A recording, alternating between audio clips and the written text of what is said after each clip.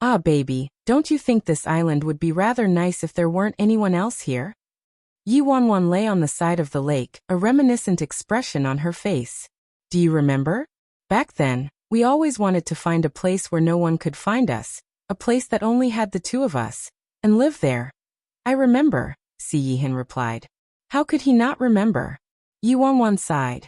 Sadly, I don't think that way anymore. I can't live in a place like this with just the two of us. Si Yihan's back abruptly stiffened. Why?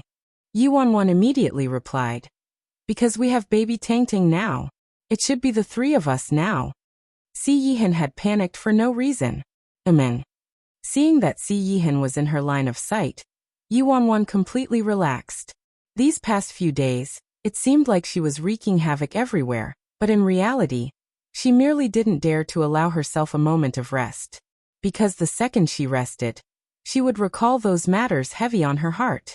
Her brother's death, her parents' unknown whereabouts, the person acting behind Nie Linglong, and this island that was imprisoning everyone.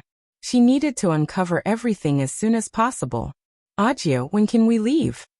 Yi Wanwan asked. Based on the direction of the winds, it will be most suitable in 3 days. Okay. After bathing, Yi Wanwan put on the dress Si Yihan brought for her. He had prepared a long, very ladylike style dress in pastel pink. It was so celestial and ethereal it instantly transformed her from a demoness to a little fairy. Yi Wanwan and Si Yihan returned to the prison. The room was originally a loud ruckus, but instantly quieted the instant Yi Wanwan appeared at the entrance. Everyone's heads simultaneously shot up. The girl had skin fair as snow and hair hanging down her back. She was in a long dress and standing by the door elegantly like a lotus flower breaking the surface. This face. Isn't this the demoness? Shit. The room was deadly silent for some time before a leader released a world-shaking scream and slipped down from the bench in his shock.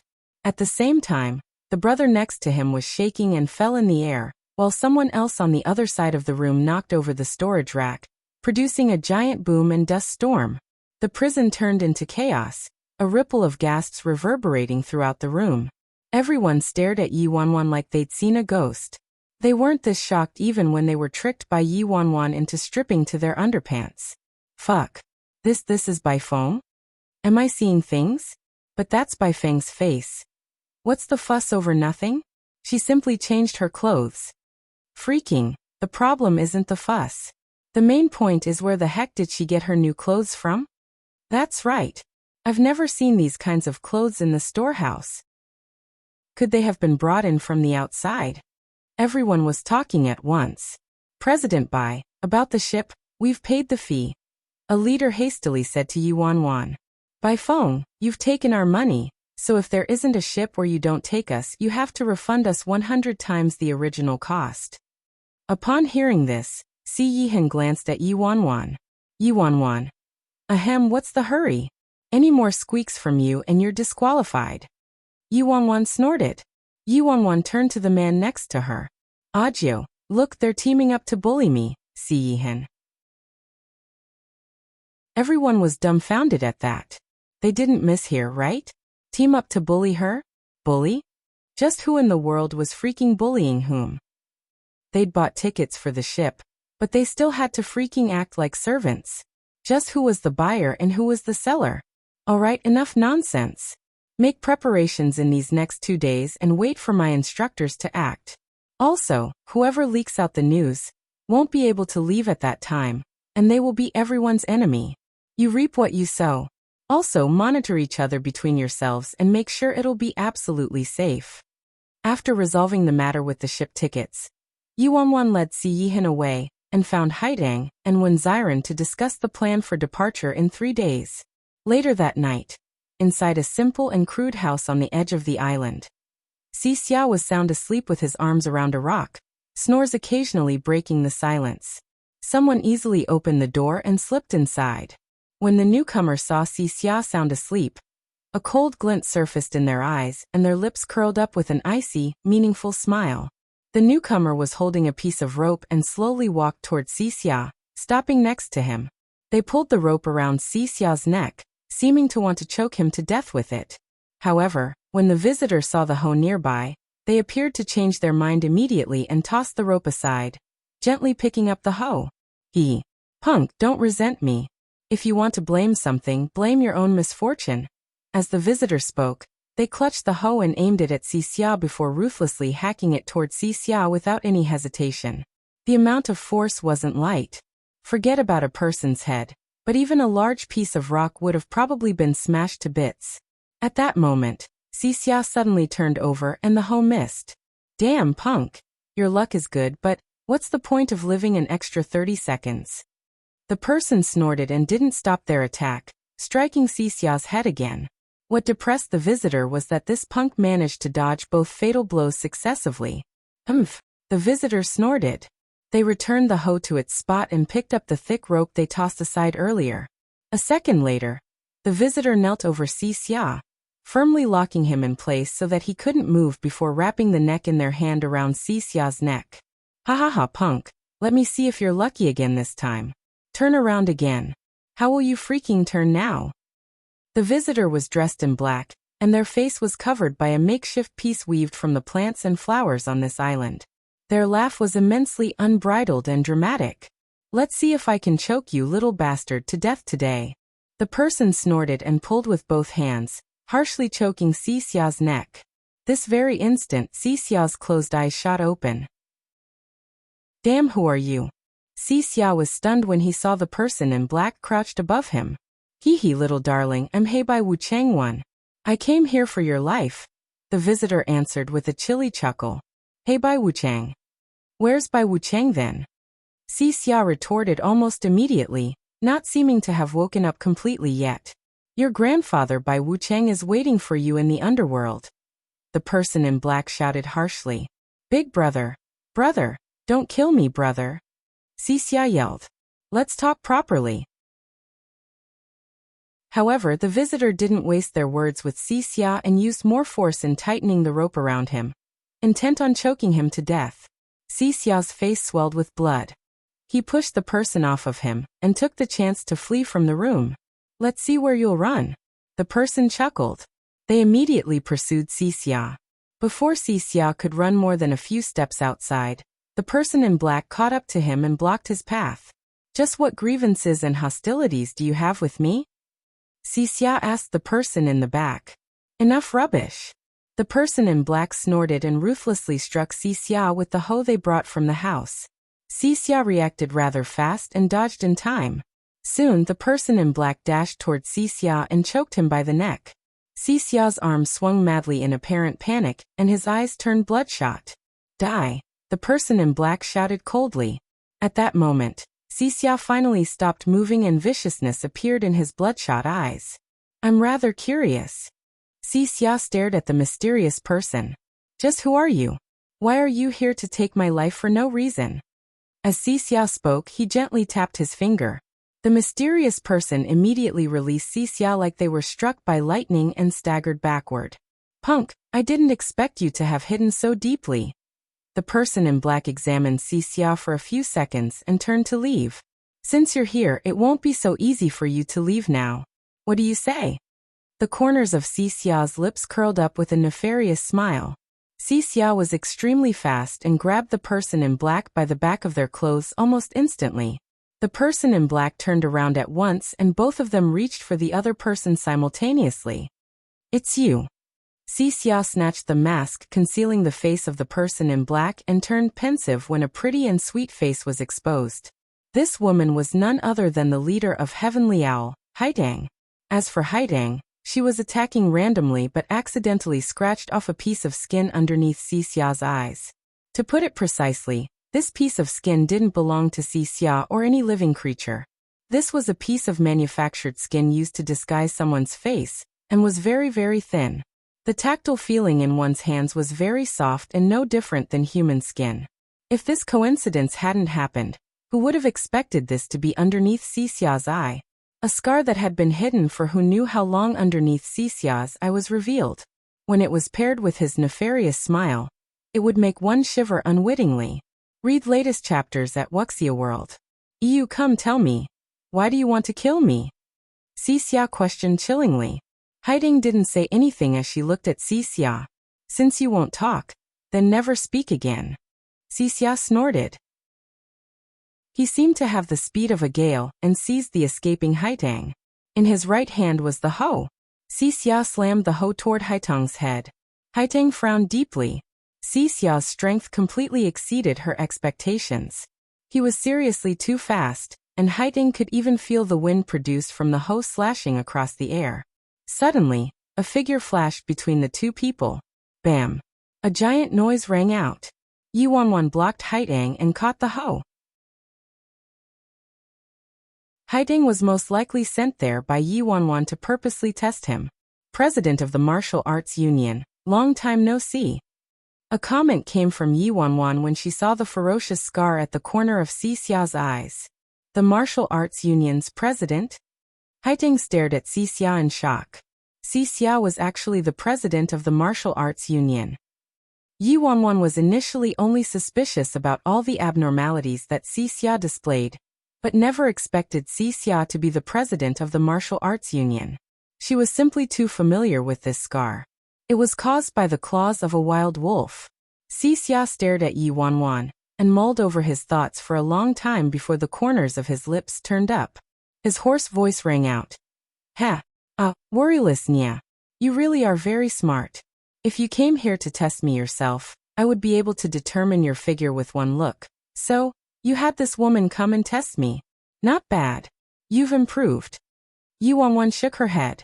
I've long since heard that the president of the Martial Arts Union's skills in disguise are unparalleled in this world. So it'd simply be too easy for you to hide a mere scar. However, Xia, I didn't expect it to be you. You really know how to surprise me. Interesting, worryless Nya, very interesting. But I'm still very curious. I thought I hid flawlessly, so how did you discover me?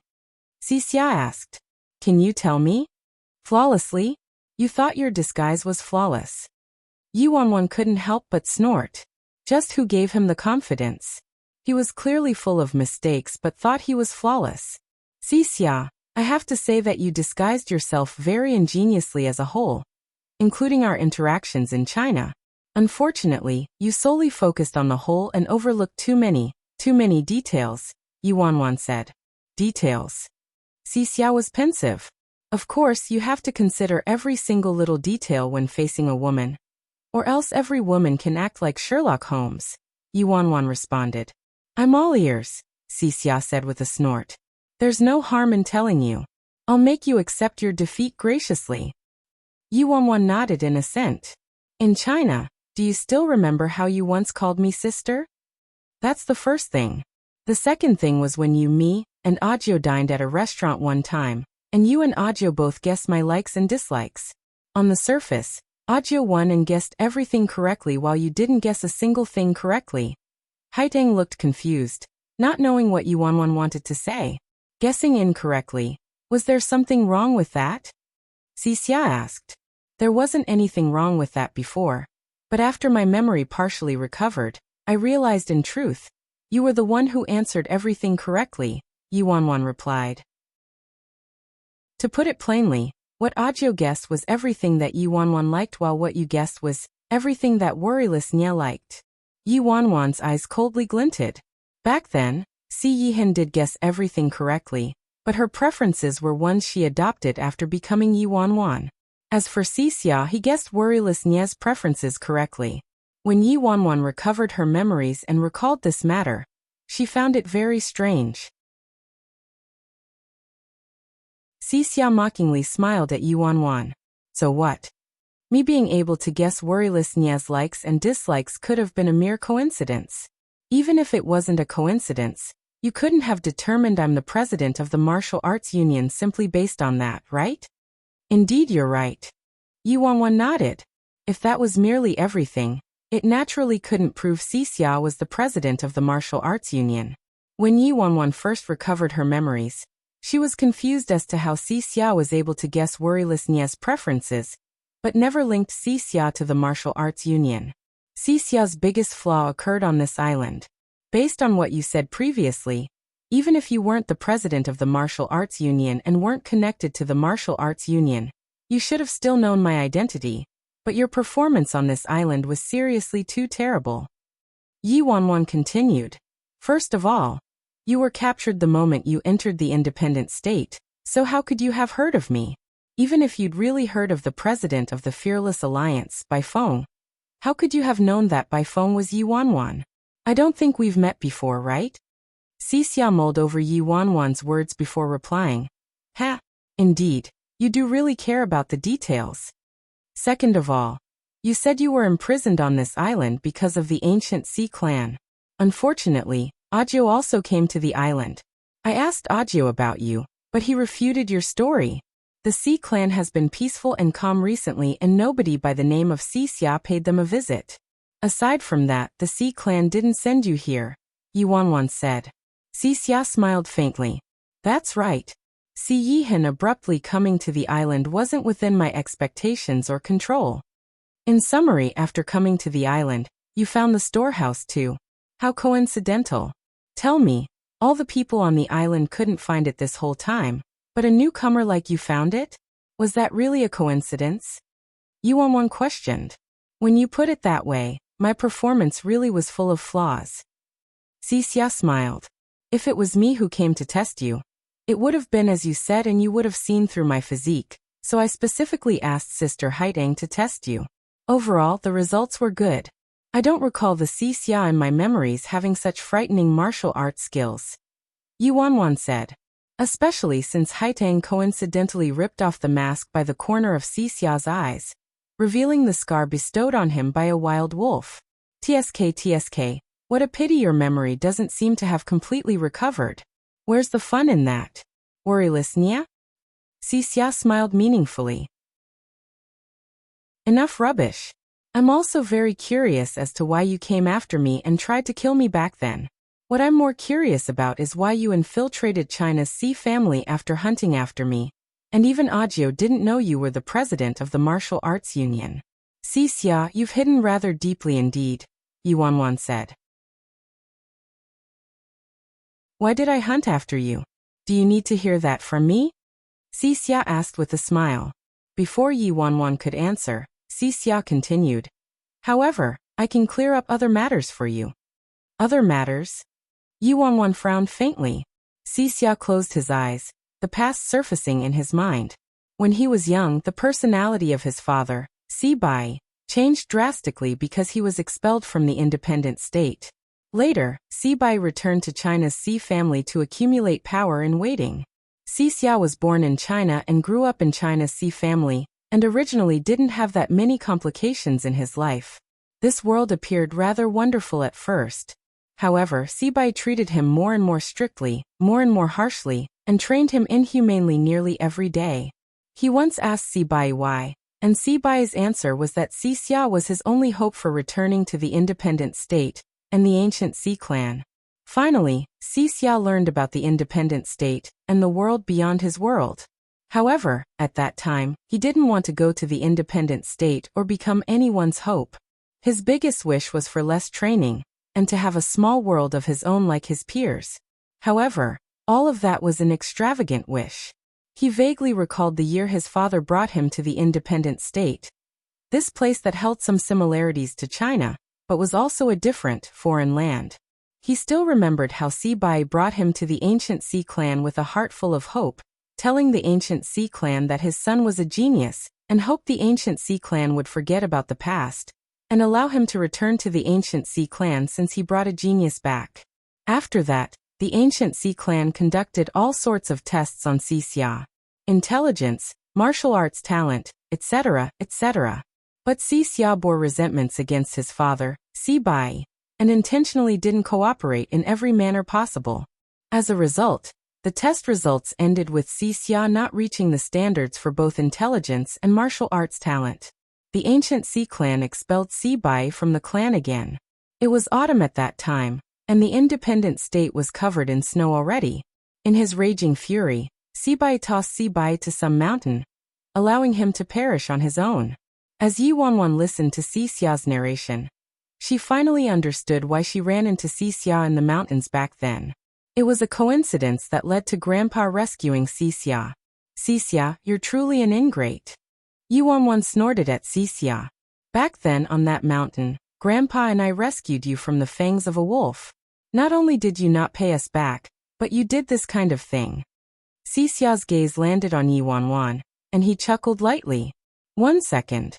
I'm not done telling my story yet. It wasn't until later that Xixia learned the elderly man who rescued him was the president of the martial arts union, and that young girl was the president's granddaughter. Every day he followed the elderly man. The elderly man treated him extremely strictly, but it was different from the strictness of his father, Si Bai. He could feel the warmth from this type of strictness. At some point in time, he started considering the president of the martial arts union as his real grandfather, and that girl as his real elder sister. He once swore that he absolutely wouldn't allow anyone to harm them, regardless of who it was. No one. Sibai seemed to have lost his ambitions and became an ordinary person. When he saw Xixia, he sobbed and wept, expressing his remorse to Xixia. However, Xixia understood that Sibai had many informants in the independent state, and Sibai was weeping most likely because he knew Xixia was now the right-hand man of the martial arts union's president. Neither Xixia nor Sibai addressed the elephant in the room. Xixia returned to the Xi residence merely because he wanted to see his grandmother, so he didn't want to delve into Sibai's business. It was during that time that Xixia met his ninth uncle Si Yihan. Si Yihan, the youngest genius of the independent state's Xi clan. As a member of the martial arts union, Xixia naturally knew about his ninth uncle's second identity as Lord Azura of Azura. Back then, Xixia mused that mere China contained many hidden dragons. As a member of the martial arts union, especially since he was the president's right hand, his identity was naturally concealed flawlessly. Even his ninth uncle didn't know his true identity. Although Si Yihan investigated him and sent people to track him, he naturally found nothing in China. After spending a long time with his grandmother in the Si family, Xixia returned to the independent state again. After you returned to the independent state, you launched a hunt after me, usurped my grandpa's position and became the president of the martial arts union. Yi Wanwan coldly looked at Xixia. Xixia's lips turned up. It was rather coincidental now that you mention it. After I returned to the independent state, Si Yihan also returned to the independent state. What was more coincidental was that he actually rescued you at the last minute. You know what's more hilarious? I was sitting in the car, but Si Yihan didn't recognize me. Yi Wanwan's fists clenched. So Audiobook didn't know about your identity this whole time. After Audiobook and I went to China, you openly used your identity as Xixia to go back as well and monitor our every move. That's precisely why you know my preferences and incidentally called me sister. Heh, your reasoning is commendable, Xixia said. You and your father Sibai are truly father and son. Both of you are talented actors. Forget about other people. Both you and your father have been acting this whole time with each other. Yi Wanwan continued. Of course. Xixia smiled faintly. Since Sibai was willing to act with me, I'd naturally cooperate with him. Every day, I had to watch him pretend to be wrecked with nerves at the Xi residence every day and act terrified that Si Yihan would kill him. It was disgusting. He merely wanted me to be honest with him so that he could borrow my power to attack Si Yihan. But why would I? Sibai was also my enemy, no? Xixia, where in the world is my grandpa right now? Yi Wanwan shouted harshly. Where's grandpa? Xixia donned a contemplative look. Let me think. If you don't speak the truth today, don't think about leaving this island. Worryless Nya, are you scaring me? I'm so scared. Xixia smiled devilishly. But after thinking about it, it's fine even if I tell you. In truth. Why are you asking me where your grandpa is? You should ask yourself instead. Yi Wanwan frowned deeper. Just what are you trying to say, Xixia? What I'm trying to say? Worryless Nya. Didn't you kill your grandpa with your own hands? The coldness in Xixia's eyes flashed stormily.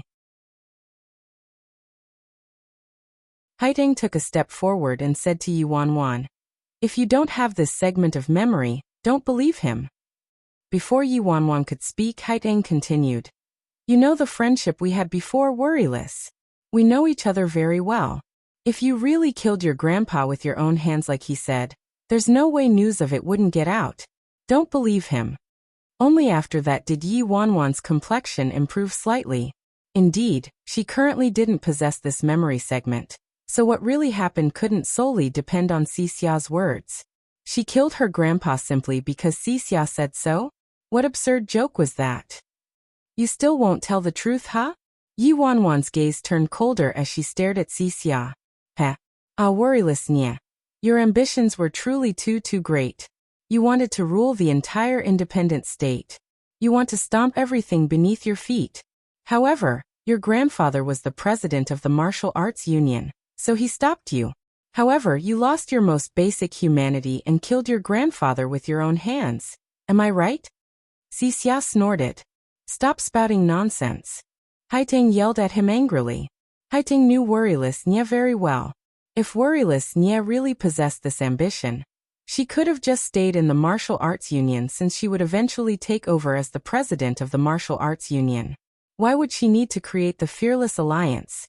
Could it be that the power of the martial arts union's president was less than that of the Fearless Alliance's president? Xixia, you are really full of lies. Yi Wanwan didn't care about Xixia's words anymore. So great that she would resort to killing her own grandpa and stomp the entire independent state beneath her feet. Just take a look at the members of the Fearless Alliance. Big Dipper, Third Elder, those hall masters and elders. Which one of them was freaking reliable? Dominate and rule over the independent state? With what? With the mere Fearless Alliance? Moreover, in the memories Yi Wanwan recalled, there wasn't a single piece or detail that portrayed her desire to rule over the independent state.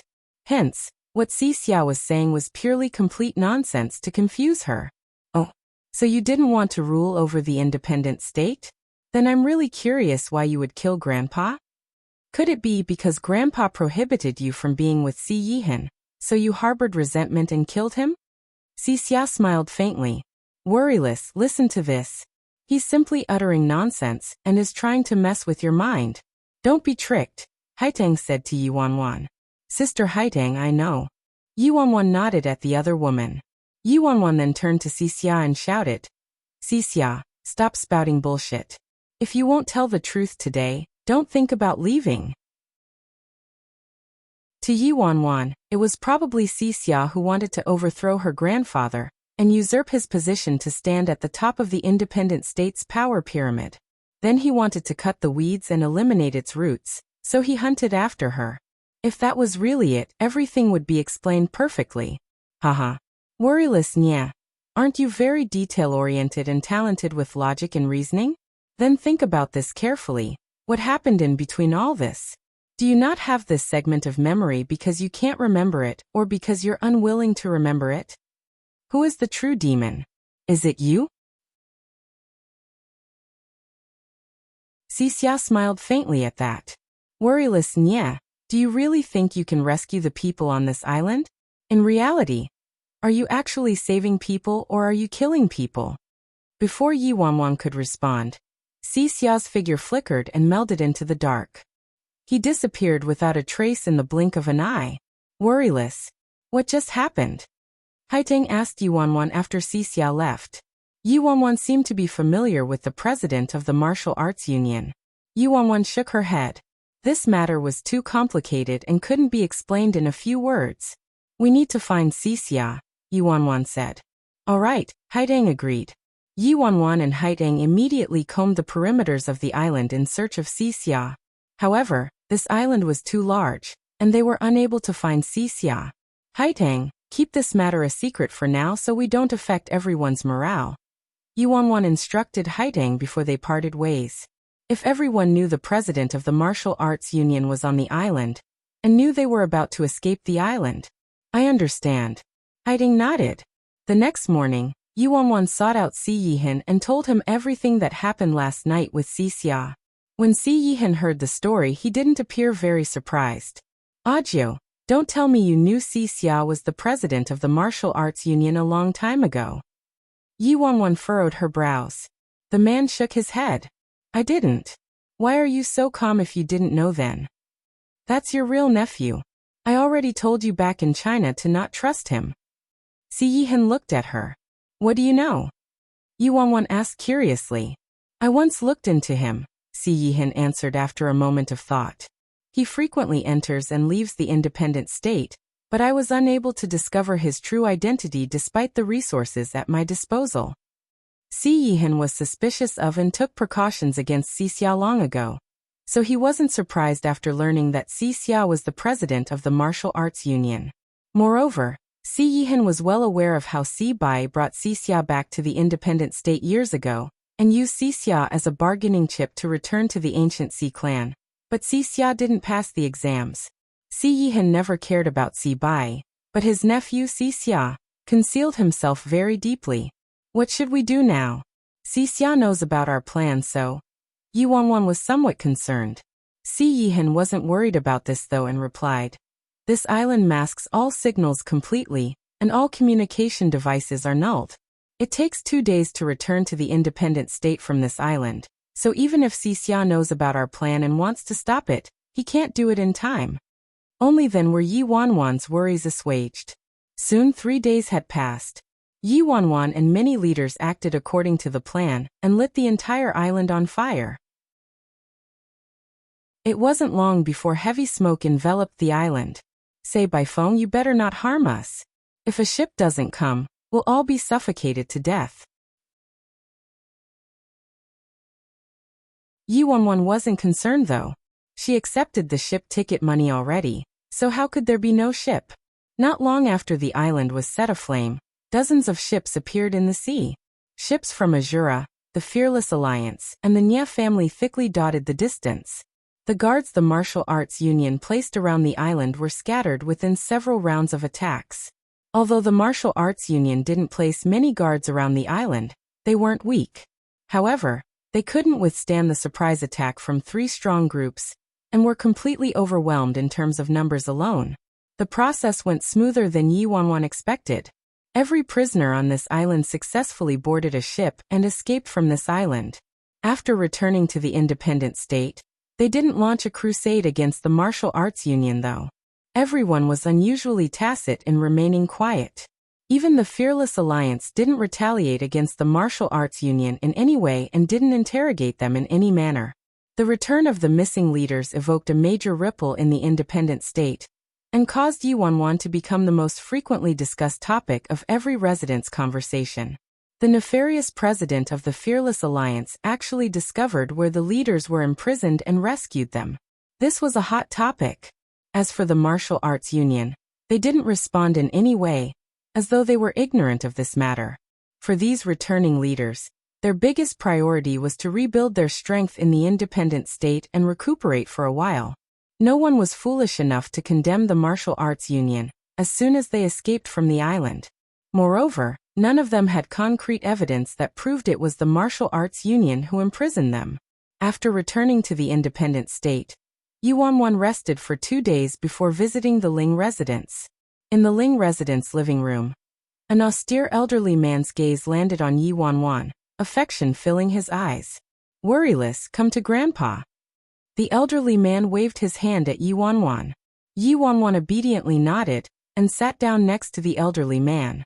This elderly man was the patriarch of the Ling family, Ling Shichong, and he was Yi Wanwan's grandfather. "Worryless, is there any news of your parents?" Ling Shichong asked Yi Wanwan after a long silence. "No, Grandpa." Yi Wanwan shook her head. The Nye family, Azura, and the Fearless Alliance had dispatched a lot of people to search for Patriarch Nye and Madame Nye, but they were still empty-handed. Yi Wanwan previously thought Patriarch Nye and Madame Nye might have been captured to the island, but she didn't discover any traces of them after entering the island herself. Hence, Yi Wanwan hypothesized that there was a great possibility her parents were in the hands of the direct line. Of course, this was mere conjecture and wasn't proved. "Then the Ling family will also join the search," Ling Shichong said after some time. Yi Wanwan's eyes brightened. The Ling family's intelligence network was immensely extraordinary. If the Ling family joined, "Worryless, Grandpa has heard about what happened to you, including your time in China and Lord Azura." Ling Shichong abruptly changed the topic. "Grandpa missed you and your brother greatly these past years, but you should know about the situation with me and your parents." Yi Wanwan's eyes dimmed several degrees at the mention of nameless Nye. Oh right, worryless, where's your brother?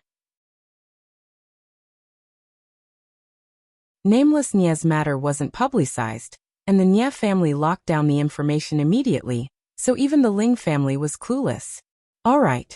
When your brother's back, have him come to the Ling residence too, Ling Shichong instructed. Okay. Yuanwan nodded. Oh right, what's the story behind the island? Who was the culprit? Ling Shichong continued his line of inquiry. Yuanwan mulled over it for a moment before deciding to tell Ling Shichong the whole story. It was the martial arts union. Ling Shichong frowned upon learning the truth. What you're saying is that the boy your grandfather rescued back then is the current president of the martial arts union. I will thoroughly investigate this matter. Ling Shichong looked grim. The independent state might not be able to maintain its peace soon. Grandpa, what do you mean? Yuanwan was surprised. While you were on the island, the direct line announced it'll start a war with the independent state's collateral branch, and it started to make allies with all the major factions in the independent state, Ling Shichong replied. The direct line announced it would start a war with the independent state. Yuanwan really didn't know about this matter. Oh right, Grandpa. How is the collateral branch differentiated from the direct line? Yuanwan asked Ling Shichong. To put it plainly, the collateral branch and the direct line are the descendants of the seniors who first inhabited the independent state. The major clans like the ancient Xi clan and the ancient Jiang clan are considered the collateral branch. The direct line was once ancient clans from the independent state, but after the great battle between the direct line and the collateral branch, the direct line was defeated and expelled from the independent state by the collateral branch, Ling Shichong explained. Then are the four great clans considered the direct line or collateral branch? Yuanwan inquired. Ling Shichong smiled faintly. Ah, worryless. Us four great clans are neither considered the collateral branch, nor are we related to the direct line. It isn't just the four great clans. Aside from the ancient clans, none of the factions in the independent state are members of the collateral branch or the direct line. Yuanwan finally obtained a rough understanding of the collateral branch and the direct line. To put it plainly, this was completely a war between the ancient clans and didn't have anything to do with them. Since it was unrelated to them, they could let them fight if they wanted. It wasn't like it would affect the rest of them. The worst scenario was the collateral branch being kicked out. Grandpa, since it doesn't have anything to do with us, why should we get involved? Yuanwan asked in incomprehension. It does have something to do with us. Ling Shichong explained. The direct line emphasizes governance while the collateral branch emphasizes balance. If the independent state is controlled by the direct line, it wouldn't be a good thing. Realization dawned on Yuanwan after her grandfather's explanation. After carefully thinking about it, the strongest factions in the independent state were definitely the ancient clans right now. However, as Ling Shichong said, the ancient clans emphasize balance, so they would never manage business between the other factions, let alone interfere or favor one side. To put it precisely, the ancient clans were responsible for the rules and structure of the independent state, while the martial arts union was responsible for executing those rules and structures. The other factions were just various residents. Grandpa, who do you think has a greater chance of winning in the battle between the direct line and the collateral branch this time? Yuanwan inquired. Is the direct line really that strong? Why were they expelled from the independent state by the collateral branch back then? Yuanwan couldn't understand. During the war between the direct line and the collateral branch back then, luck actually factored into the collateral branch's win. Furthermore, the direct line currently has a major helper. Piece of shit, Ling Shichong said. At the mention of piece of shit, Yuanwan's expression became surprised. Indeed, Ishuehan appeared to have some deep enmity with those ancient clans. Grandpa, just what happened between piece of shit, the direct line and the collateral branch? Yuanwan pressed. I'm not certain about that. Isn't Tang Tang piece of shit's disciple? You can ask Tang Tang about this matter, Ling Shichong suggested. After eating lunch with Ling Shichong, Yuanwan returned to the Fearless Alliance headquarters. In these past 2 days, Tang Tang had been staying at the Fearless Alliance so she could ask Tang Tang. Currently, Inside Yi Wanwan's office in the Fearless Alliance, Seven Star and Big Dipper were crowded around when Xiren, and Big Dipper was especially overjoyed. "Brother Xiren, you're finally back.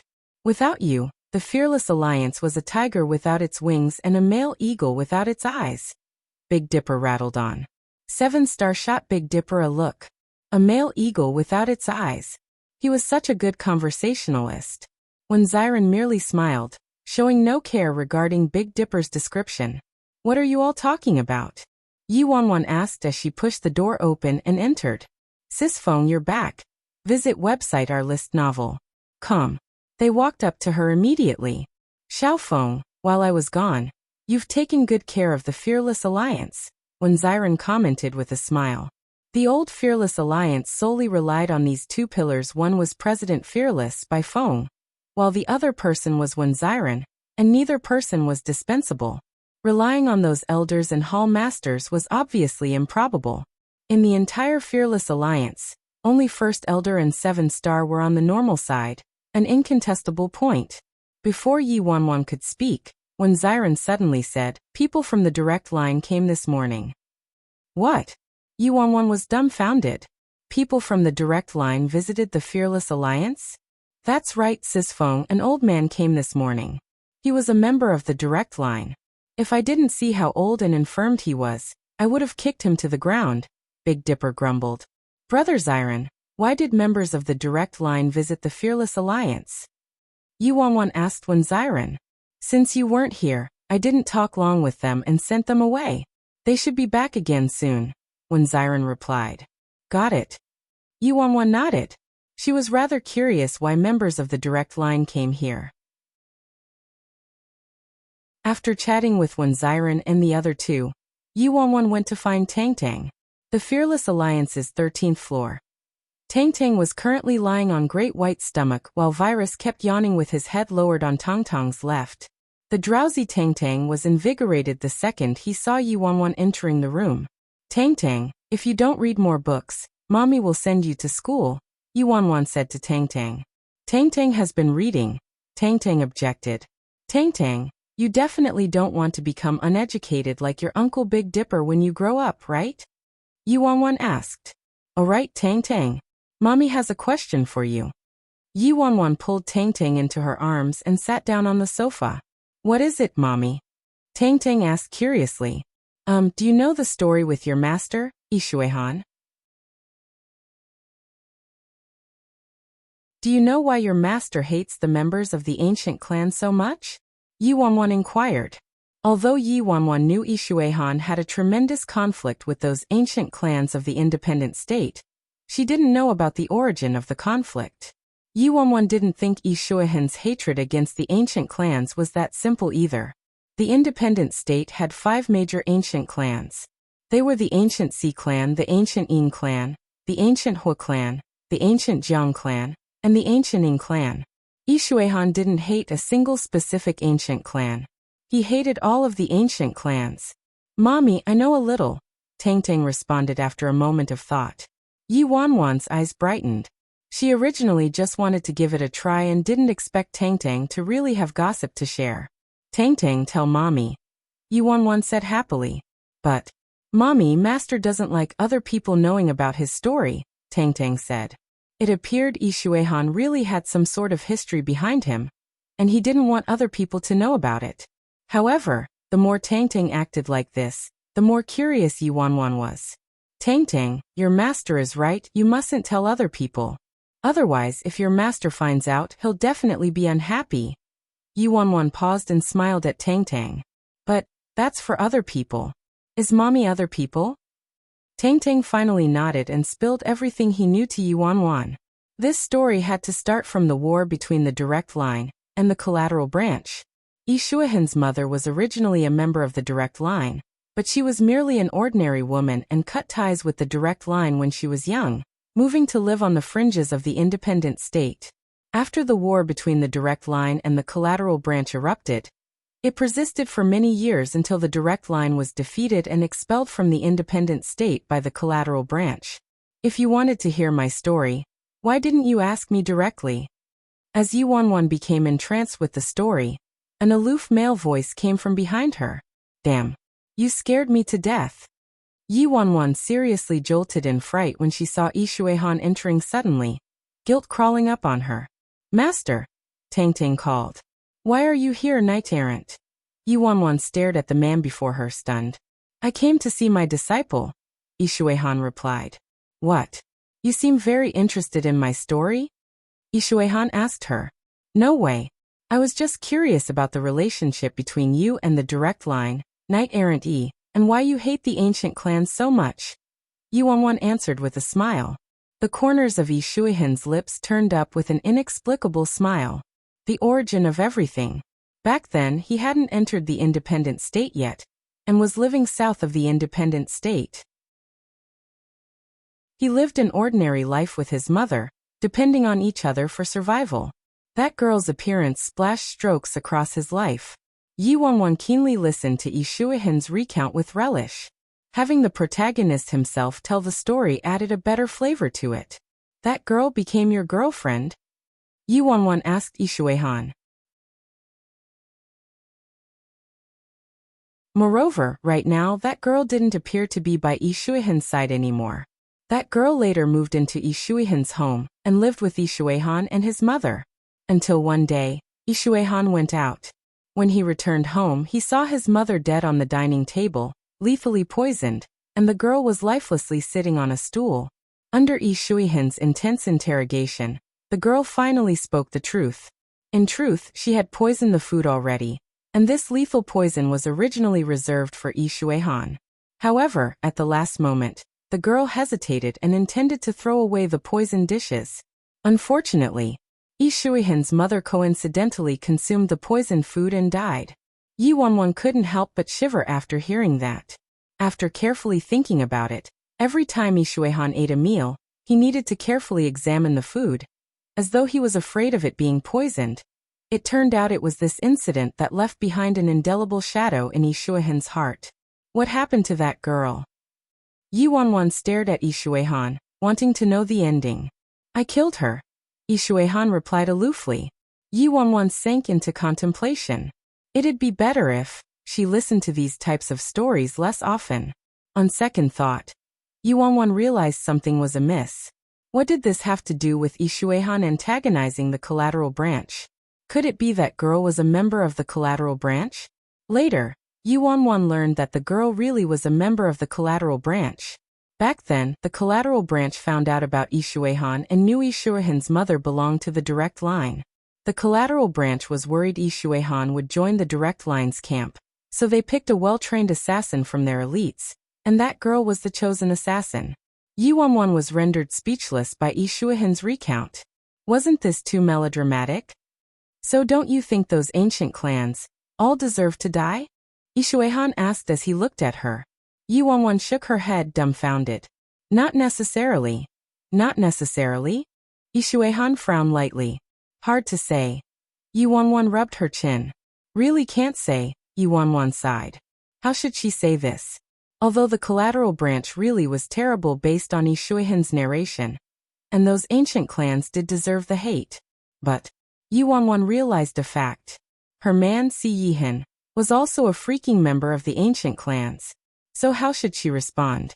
Should she tell Yi Shuihan, the collateral branch deserves to die, and I'll support you in your quest to eliminate those ancient clans? In her mind, Yi Wanwan did disdain the ancient clan's methods, but she couldn't vocalize anything. She really couldn't find a single refutable reason regarding his desire to destroy those ancient clans. Forget about Yi Shuihan. If Yi Wanwan was in his shoes, she would have probably done the exact same thing Yi Shuihan did. Aside from visiting Tang Tang, I came here today to remind you. Don't carelessly interfere in the business between the collateral branch and the direct line, Yi Shuihan advised.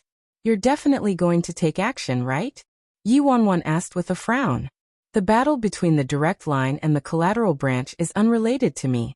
I merely have private grievances against those ancient clans, Yi Shuihan replied indifferently. That's unrelated to me, Yi Shuihan aloofly replied.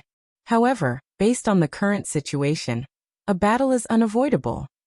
Yuanwan sighed helplessly. It appeared the independent state was about to bid peace farewell. After Yi Shuihan left, Big Dipper opened the door and said, "Sis Feng, that old geezer is here again." "Which old geezer?"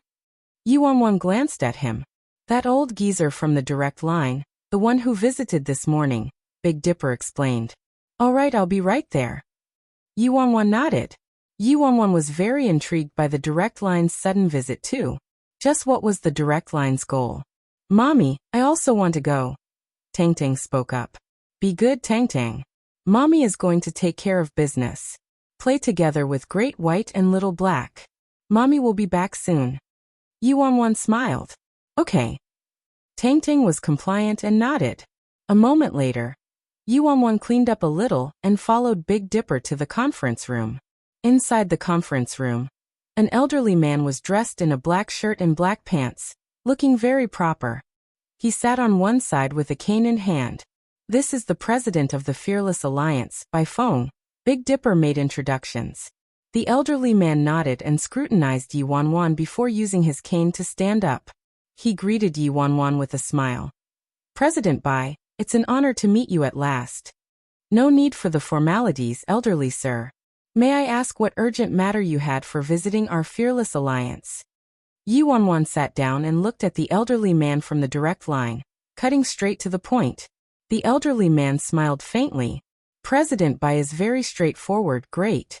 Then I won't beat around the bush either. I came here today to ask President Bai to join the direct line's camp." Yuanwan furrowed her brows at once. Visit website Our List novel.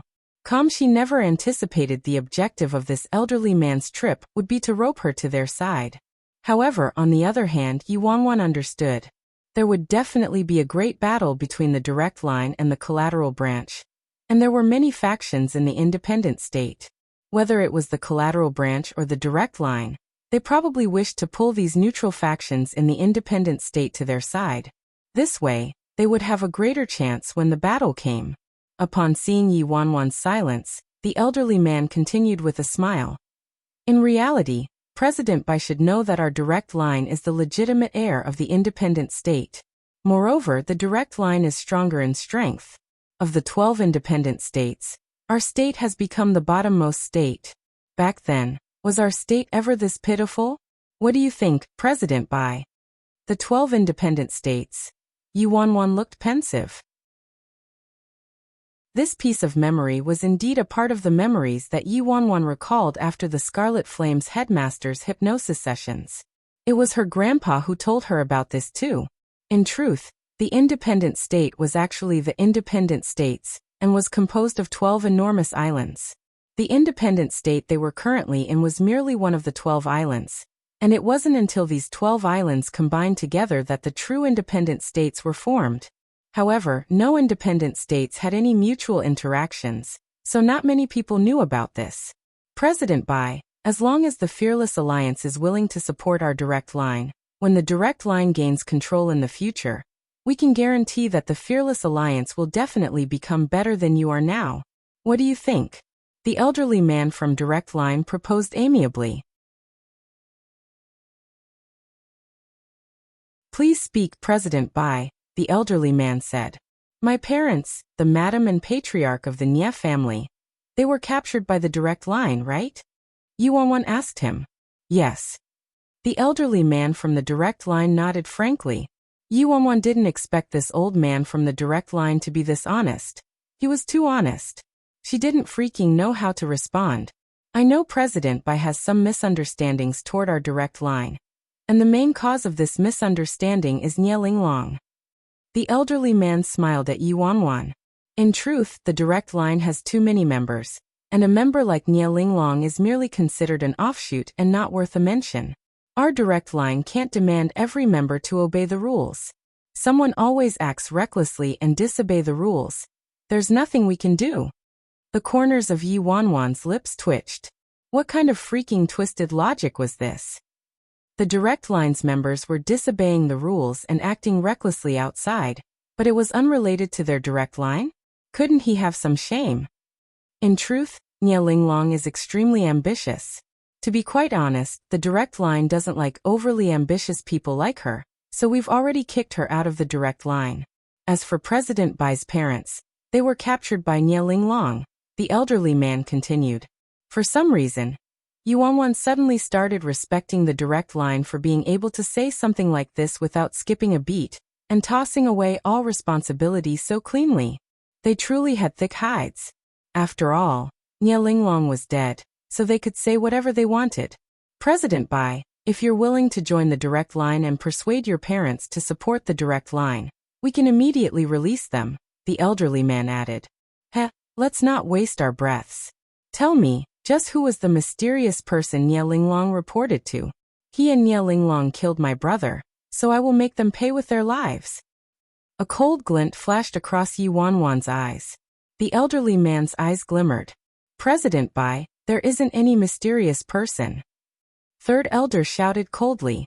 How could there be no one? When I tracked Nie Linglong that night, she made contact with a mysterious person, and they discussed eliminating nameless Nie first. The elderly man's fingers started tapping on the table. You're free to consider my suggestion, President Bai. After saying that, the elderly man stood up and left without waiting for Yi Wanwan's response. Yi Wanwan's expression darkened. She was certain that the mysterious person definitely existed. Furthermore, that mysterious person held an important position in the direct line. The treatment of nameless Nie alone meant that Yi Wanwan couldn't have any other relationships with the direct line. They could only be enemies. Not long after the direct line left, Big Dipper dashed inside the conference room again. Damn. C-Clan, the ancient C-Clan sent us an invitation. Big Dipper immediately handed her the invitation. After reading the invitation, Yi Wanwan was dumbstruck. The direct line and the collateral branch were truly family, and had the same temperament. The direct line just sent people to win her over, then the ancient C-Clan also sent her an invitation. That night, Yi Wanwan brought Ziren, several elders, Big Dipper, 7-Star, and several other members to the ancient C-Clan. The ancient C-Clan was considered one of the mammoth powers in the independent state, and the scope of their strength was frightening. Inside the ancient C-Clan's conference room, Yi Wanwan immediately caught sight of Si Yihan sitting next to the leader of the ancient C-Clan. It had to be said that these two people truly looked rather similar. Since it was an important, solemn meeting, and the participants were all leaders from the independent state, Yi Wanwan and Si Yihan didn't interact too much. And the leader of the C-Clan's words were simple and easy to understand. He wanted them to join the collateral branch and resist the direct line's invasion together. However, all the major factions were non-committal, neither agreeing nor disagreeing. No one wanted to be the first one. The second any of them agreed, it'd be the same as becoming enemies with the direct line. Even Yi Wanwan didn't declare whether she would join the ancient clans and the collateral branch's camp or not. Right now, Madam and Patriarch Nie were imprisoned in the direct line. If the Fearless Alliance and the Nie family joined the collateral branch, it might infuriate the direct line, leading to unthinkable consequences. This was in line with Si Yihan's intentions. He didn't want her to act rashly and wanted them to watch and wait for the right opportunity. After departing from the ancient C-Clan, Si Yihan escorted Yi Wanwan back to the Fearless Alliance's headquarters. The family of three ate dinner there, and Si Yihan didn't leave until Tang Tang fell asleep. Lately, Azura had too many affairs waiting for attention, and Si Yihan needed to personally take care of them. 2 days afterward, both the Fearless Alliance and Prison announced that the Fearless Alliance would join Prison and become Prison's fourth core faction. Right now, the Fearless Alliance was tightly bound together with Prison, and they could share their resources, especially in an unusual period of time like this. Furthermore, something occurred that sent shocks throughout the independent state. Azura single-handedly eradicated 3 branches of the Martial Arts Union and destroyed 6 of their vital storehouses in one night. After that, the Martial Arts Union retaliated, and Heavenly Hatred and Slaughter's Gate also joined. The battle couldn't be stopped. Ajio, why did you start fighting with the Martial Arts Union? From the Fearless Alliance, Yi Wanwan initiated a video call with Si Yihan. Where's Tang Tang? Si Yihan asked. He just finished eating and he's playing with Great White and Little Black on the 13th floor. Yuanwan answered truthfully. Wait. I was asking you why you started fighting with the martial arts union. Lately, the independent state was in an extremely tumultuous state already, so it would have been best if the matter with the martial arts union was stowed aside for now. What do you think? Si Yihan retorted. In truth, Yuanwan could guess that Azura didn't attack the martial arts union because of what happened on the island. It was probably because of what Si Xia did to her back then.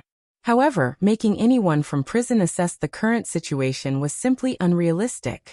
Which one of them didn't act as their heart desired, including the Fearless Alliance? You don't need to get involved with this matter. It's just a minor battle, Si Yihan said. Yuanwan didn't refute this point. Both the martial arts union and prison didn't exert their whole strength, so it could indeed be considered a minor battle. Those leaders they rescued from the remote island announced their unconditional support for the collateral branch immediately. After that, the direct line acted and promptly dispatched a lot of assassins after those leaders. In a short amount of time, a dozen or so leaders were assassinated. If it weren't for Azura having the foresight to send people to protect those leaders immediately and warn them, the consequences would have been inconceivable. It wasn't only the direct line. The collateral branch also acted identically to the direct line, and dispatched a lot of assassins from the ancient clans, secretly assassinating those leaders who had announced their support for the direct line. However, what no one anticipated were the sudden actions of piece of shit, Ishuehan. Nearly all of those well-trained assassins sent by the ancient clans died in the hands of Ishuehan. Right now, the entire independent state was attempting to stay out of it, and many factions were still observing, including the Fearless Alliance and the two other core factions of prison. Meanwhile, Azura had publicized their support for the collateral branch long ago, and became one of the collateral branch's biggest helpers. Suddenly, the relationships in the independent state turned tangled and complicated and hard to describe. Major factions belonged to different camps, and small-scaled battles would erupt nearly every day. As for the four great clans, they fell to the observer side. The direct line and the collateral branch sent someone to visit and lobby the four great clans nearly every day, but never received a definite response. Nonetheless, Yuanwan was incredibly aware that it was absolutely impossible for powers at the level of the four great clans to rest easy, maintain neutrality and stay out of the conflict. The time merely hadn't come yet. Once the time was ripe, the four great clans had to make a decision. This battle involved the entire independent state. Not a single power could remain on the sidelines. Even if they were unwilling to join the war between the direct line and the collateral branch, they had no choice. Late at night, in the Fearless Alliance, Yuanwan's thoughts raced as she mulled over what road she should take in the future. Right now, her parents were still in the hands of the direct line. If she rashly supported the collateral branch and provoked the direct line, it would be idiotic. Yuanwan merely wanted to avenge her brother, nameless Nia, and rescue her parents from the hands of the direct line. She truly was uninterested in the overarching war between the collateral branch and the direct line, governing the independent state and such. It had nothing to do with her. Yuanwan suddenly called outside the door.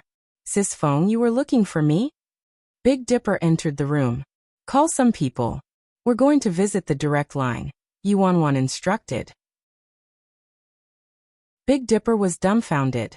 "No way, right? Sis Feng? We're going to the direct line. At this critical time." "Nonsense, what's wrong with going to the direct line?" Yuanwan asked. If we visit the direct line, isn't it the same as supporting the direct line?" Big Dipper scratched his head. "Enough rubbish. Hurry and make preparations," Yuanwan ordered impatiently. Soon several elders of the Fearless Alliance, Big Dipper, Seven Star, and top higher-ups like Wenziren all departed and headed toward the perimeters of the Fearless Alliance's territory. Your visit this late at night is truly surprising, President Bai." An elderly man from the direct line greeted with a smile as he hastily walked outside to receive them. Yuanwan wasn't unfamiliar with this elderly man. He was the one who had visited the Fearless Alliance these past few days. "I won't waste time with you. My objective for coming here today is very simple. The Fearless Alliance and the Nia family will support the direct line, but you must release my parents first." Yi Wanwan got straight to the point. The elderly man's expression turned joyful. That's right. Yi Wanwan nodded. Great, if that's really true, then President Bai's parents are naturally our honored guests. The Direct Line will immediately release them. The elderly man from Direct Line nodded. Before Yi Wanwan could say anything, the elderly man continued. However, since both the Fearless Alliance and the Nye family are supporting the Direct Line, let's sign a treaty. The elderly man sent his subordinate a look. The subordinate immediately brought a war treaty to them. When Yi Wanwan read the contents, she was dumbstruck. The Direct Line was seriously freaking cunning and calculating. This type of war treaty was managed by the 12 Independent States Arbitration Council. The 12 Independent States Arbitration Council represented the largest-scale neutral power in the 12 independent states. Nearly all of the rules in the independent states were crafted by the Arbitration Council, and no one dared to violate the decisions of the Arbitration Council. Even the Direct Line and Collateral Branch didn't have the guts. This treaty would actually be directly supervised by the Arbitration Council if either party violated it. What? You don't trust me, elderly sir? I'm the president of the Fearless Alliance and the head of the Nye family, to say the least. What happened to trust between humans? Could it be our trust is less than this piece of paper? Yi Wanwan said to the elderly man with a sigh. The elderly man from Direct Line chuckled and looked at Yi Wanwan. President Bai. If it was another faction saying this, I would have believed it. However, it's precisely because President Bai is the president of the Fearless Alliance that we must honestly carry out what we promised and sign this war treaty. What about the Fearless Alliance, huh? Shouldn't you ask around? The Fearless Alliance, especially me the president, has always sworn by our word. Yi Wanwan replied. President Bai. Everyone knows about the Fearless Alliance's reputation, so you don't need to say any more. Of course, the Direct Line believes in President Bai's sincerity, but let's sign the treaty, the elderly man said. You're too freaking shameless. In the end, Yi Wanwan had no choice but to pick up the pen and sign the treaty as well as stamping her handprint on the document. Good now. Yi Wanwan pushed the contract back toward them. The elderly man examined the treaty for a moment before nodding at Yi Wanwan and smiling. It's good. Welcome to the Direct Line's big family, Fearless Alliance and Nye family. Where's my dad and mom? Yi Wanwan asked. Don't worry, President Bai. Your father and mother are at a different branch. They will return to the Nye residence early tomorrow morning, the elderly man replied. Yi Wanwan nodded. Fine, I'll trust you this one time. After saying that, she led the Fearless Alliance group out of the room. Damn, Sis Feng, are we really joining the Direct Line? Isn't this too hasty? Big Dipper asked on their return trip. Yi Wanwan brusquely snapped, her mood sour. She previously planned to trick the Direct Line and make them release her parents first. Nothing was more important than her parents' safety. Who would have thought the Direct Line would be so difficult to trick? They directly pulled out a war treaty that was managed by the Arbitration Council. After you sign this contract, the Direct Line wouldn't care whether you fulfilled your end of the bargain or not because at that time, the people from the Arbitration Council would appear personally. Even the Direct Line and the Collateral Branch had to be on their best behavior and act courteously when they met with the Arbitration Council. It seemed to be a bit tricky this time. However, Yi Wanwan had never seen the Arbitration Council and was clueless about their true capabilities. Xiaofeng, the Arbitration Council is above the 12 independent states' laws and system, when Xiren said. Everyone in the 12 independent states has to obey the Arbitration Council's laws and implementations. This includes the ban on firearms and explosives, which is clearly prohibited by the Arbitration Council. If anyone violates the laws, the Arbitration Council will act personally, and no one can save the violator. I know that, Yi Wanwan replied. In Yi Wanwan's memories, Nameless Nye nearly became a consultant for the Arbitration Council, but he rejected the position. Yi Wanwan never expected the Arbitration Council to be this frightening. Thankfully, I'm prepared. Do you think I'd lose against the Direct Line in terms of shamelessness? Yi Wanwan's lips turned up with a smirk. In the midst of Yi Wanwan's anxious waiting, Madam and Patriarch Nya finally returned. Right now, in the Nya residence living room, Madam and Patriarch Nya were sitting in the chief seats while Yi Wanwan stayed near them. Judging from Madam and Patriarch Nya's appearances, the direct line didn't seem to have done anything to them, and merely imprisoned them normally. Yi Wanwan couldn't find even a superficial scratch on them. Worryless, we have to thank you this time, Madam Nya said as she grasped Yi Wanwan's hand. Dad, Mom, I'm glad you're fine. Yi Wanwan smiled happily. As long as Dad and Mom were all right, she was relieved. Yi Wanwan couldn't withstand losing any more of her family. Worryless, where's your eldest brother? Patriarch Nya looked around the room and didn't see nameless Nya. Dad. Eldest brother, he accepted a mission earlier and went elsewhere. It will probably be a while before he's back, Yi Wanwan answered. Yi Wanwan previously laid down the order that no one was allowed to reveal what happened to nameless Nya to Madam and Patriarch Nya. Any violators would be expelled from the Nya family. Hurry and tell your brother to come back. Our Nya family won't be able to stay out of the conflict between the direct line and the collateral branch, Patriarch Nya said with a frown. Dad, I told eldest brother already, but eldest brother isn't in the independent state right now, and he's overseas. Right now, the independent state has gone under lockdown because of the battle that's about to happen, so eldest brother couldn't come back even if he wanted to, Yi Wanwan said. Patriarch Nya snorted. If your brother could be half as good as you, your mom and I could die without any worries. Dad. Mom. Actually, eldest brother is really good. Don't blame him. I agreed to let him accept the mission too. And who would have expected things to play out this way as soon as eldest brother left? Yi Wanwan said after a moment of silence. Forget it. Madam Nya shook her head. We're used to this, but we absolutely can't lower our guard in the battle between the direct line and the collateral branch this time. I'm leaning toward the collateral branch. Yi Wanwan completely anticipated her parents to lean toward the collateral branch. If they were captured and imprisoned by the direct line, and turned around to support the direct line moments after they were released, that would be absurd. That ingrate Nya Linglong. Patriarch Nya's eyes glinted coldly. Immediately issue a Nya family warrant and capture her at all costs. Patriarch and Madam Nya were still unaware of the fact that Nya Linglong was dead already. The current situation was so chaotic. If she informed them of the truth at this critical time, and her parents did something in their incensed state, the consequences would be unthinkable. According to the terms of the treaty, the Fearless Alliance had to announce its cooperation with the direct line within 3 days. However, when the third day came, there still wasn't any activity from the Fearless Alliance. In the Fearless Alliance's conference room, every higher-up from the Fearless Alliance was gathered there, as well as members from the Rose of Death that Yi Wanwan previously founded. Little Lolita, Heidi, and the others were intently looking at Yi Wanwan. It had been such a long time. They thought their master had forgotten about them. Right now, the Rose of Death was developing fairly successfully. They had the support of the Fearless Alliance's funds in their initial stage, which greatly alleviated any pressure. Recently, the Rose of Death maintained a decent relationship with the surrounding groups and conducted many business dealings with other people.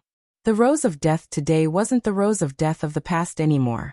Aside from a few old faces, the majority of the higher-ups from the Rose of Death were new faces and possessed extraordinary strength. The elders from the Rose of Death settled their gazes on Yi Wanwan. So this woman before them was the leader of the Rose of Death. It was their first time meeting her. Luiying, Yi Wanwan suddenly called. Luiying nodded in response. From this moment on, the Fearless Alliance is announcing it will declare war on the Rose of Death, the kind that won't cease until one side is dead, Yi Wanwan declared with a serious expression.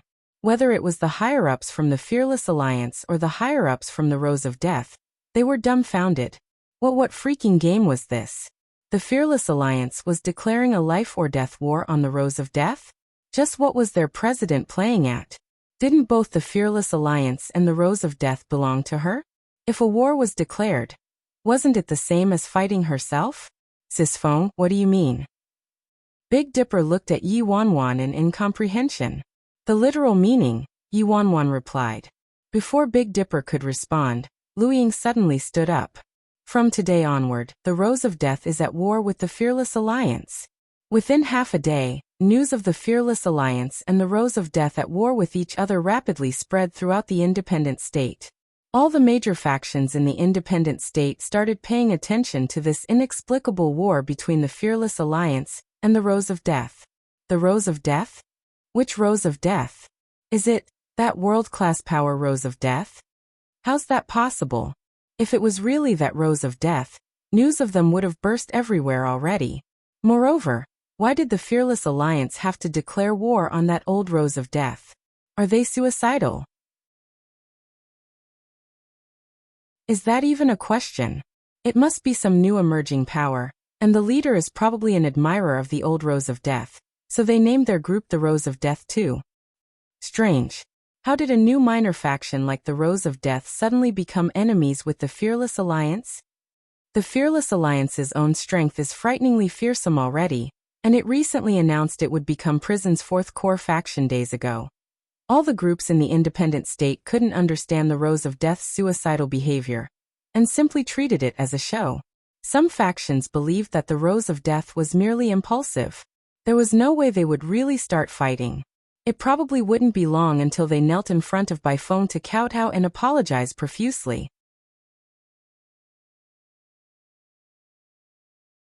You have to provide funds and forces in the afternoon of the fourth day. The elderly man from the direct line visited the Fearless Alliance again.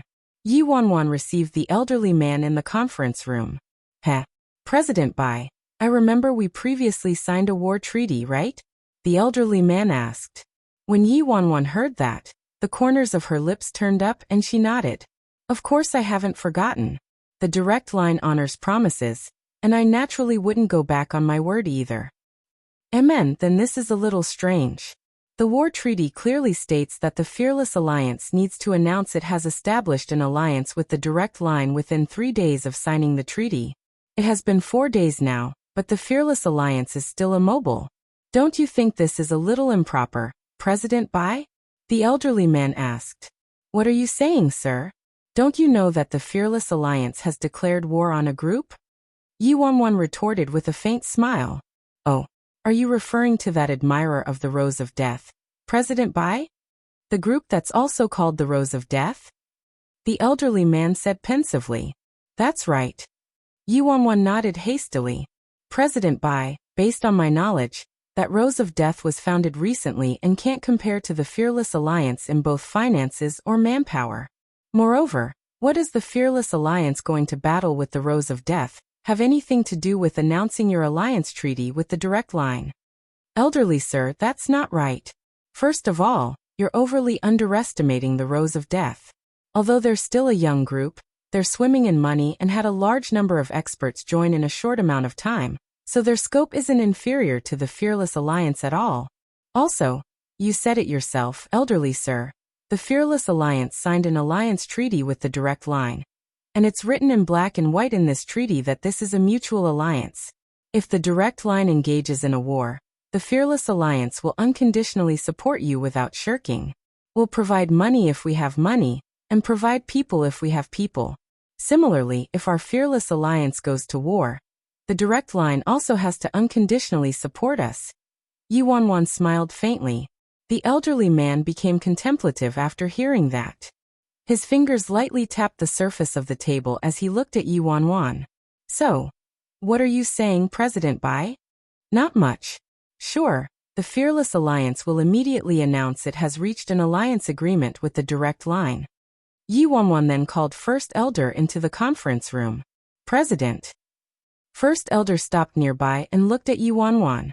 First Elder, immediately go and announce that the Fearless Alliance will unconditionally support the direct line from today onward. Yi Wanwan said. All right, President, this subordinate understands.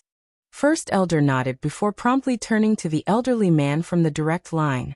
Then, since it's like that, we'll request the direct line to support us with money and manpower. Our war with the Rose of Death is about to begin. The elderly man wrinkled his brows.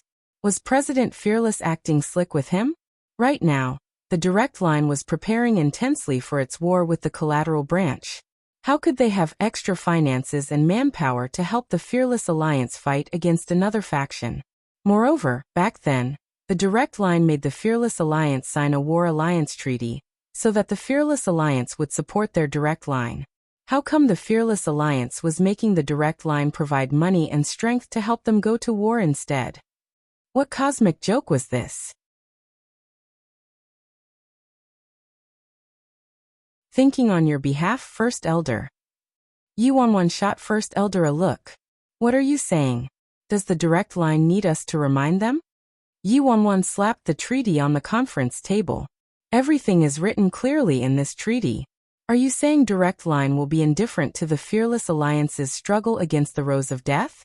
This is a conditional contract that's directly managed by the Arbitration Council. You're too disrespectful, First Elder. First Elder nodded frantically and turned to the elderly man from the direct line with an apologetic expression. The president is right. This subordinate didn't think things through thoroughly. Our treaty is managed by the Arbitration Council, so direct line definitely won't sit by and do nothing. It's all this subordinate's fault for running my mouth before thinking it through. Yuanwan smiled faintly. Of course, say our Fearless Alliance is quite lucky. If we didn't sign this war treaty, we'd have definitely spent a lot of money and people in this war with the Rose of Death. But it's great now that we have the direct line's help. We won't have to worry about expenses or manpower, and can directly pulverize the Rose of Death to death. Right, you're correct, President. When a faction like us fights a war, we're fighting with money. Now that we have the direct line providing money and strength. First Elder added seriously. Yuanwan waved her hand and interrupted. First Elder. Why are you so chatty? Hurry and announce it. After we've announced it, we can attack the Rose of Death. Yes, the subordinate will leave now. After we announce it, the conditions of the treaty will officially go into effect. After saying that, First Elder turned to leave. The elderly man from the direct line suddenly stood up. Wait. First Elder stopped and turned around, looking at the other elderly man in confusion. Elderly sir, what is it? Is there a problem? Yuanwan asked curiously. The elderly man chuckled lightly and answered. There's no hurry to make an announcement. Yuanwan immediately shook her head. How could there be no hurry? You don't feel hurried, elderly sir, but I feel hurried. We have to announce it. We're waiting to go to war. No hurry, no hurry, the elderly man quietly replied. Hurry, hurry, hurry. Yuanwan turned to First Elder. What are you standing around for? Quickly go and announce it. All right, President. The elderly man from the direct line interjected. It's like this, President Bai. Since the Fearless Alliance is busy these next few days, you can take care of business first and make the announcement after it's taken care of. Yuanwan frowned deeply and looked at the elderly man with displeasure. Don't tell me the direct line is unwilling to provide money or people. It's written clearly in our treaty that our cooperation is mutual. We will support the direct line, and the direct line will also support the Fearless Alliance. How come the direct line is cowering when the Fearless Alliance needs to fight a war? You're the direct line, no? Isn't that improper? The elderly man answered. President Bai, you've misunderstood my meaning and the direct line. This war treaty is managed by the Arbitration Council, so we wouldn't dare to not fulfill the terms. If President Fearless really wants the direct line to interfere and help, that's fine. It's just that we were thinking on behalf of President Bai and the Fearless Alliance's reputation. Thinking on our behalf. Yuanwan propped her chin up. What are you saying, elderly sir?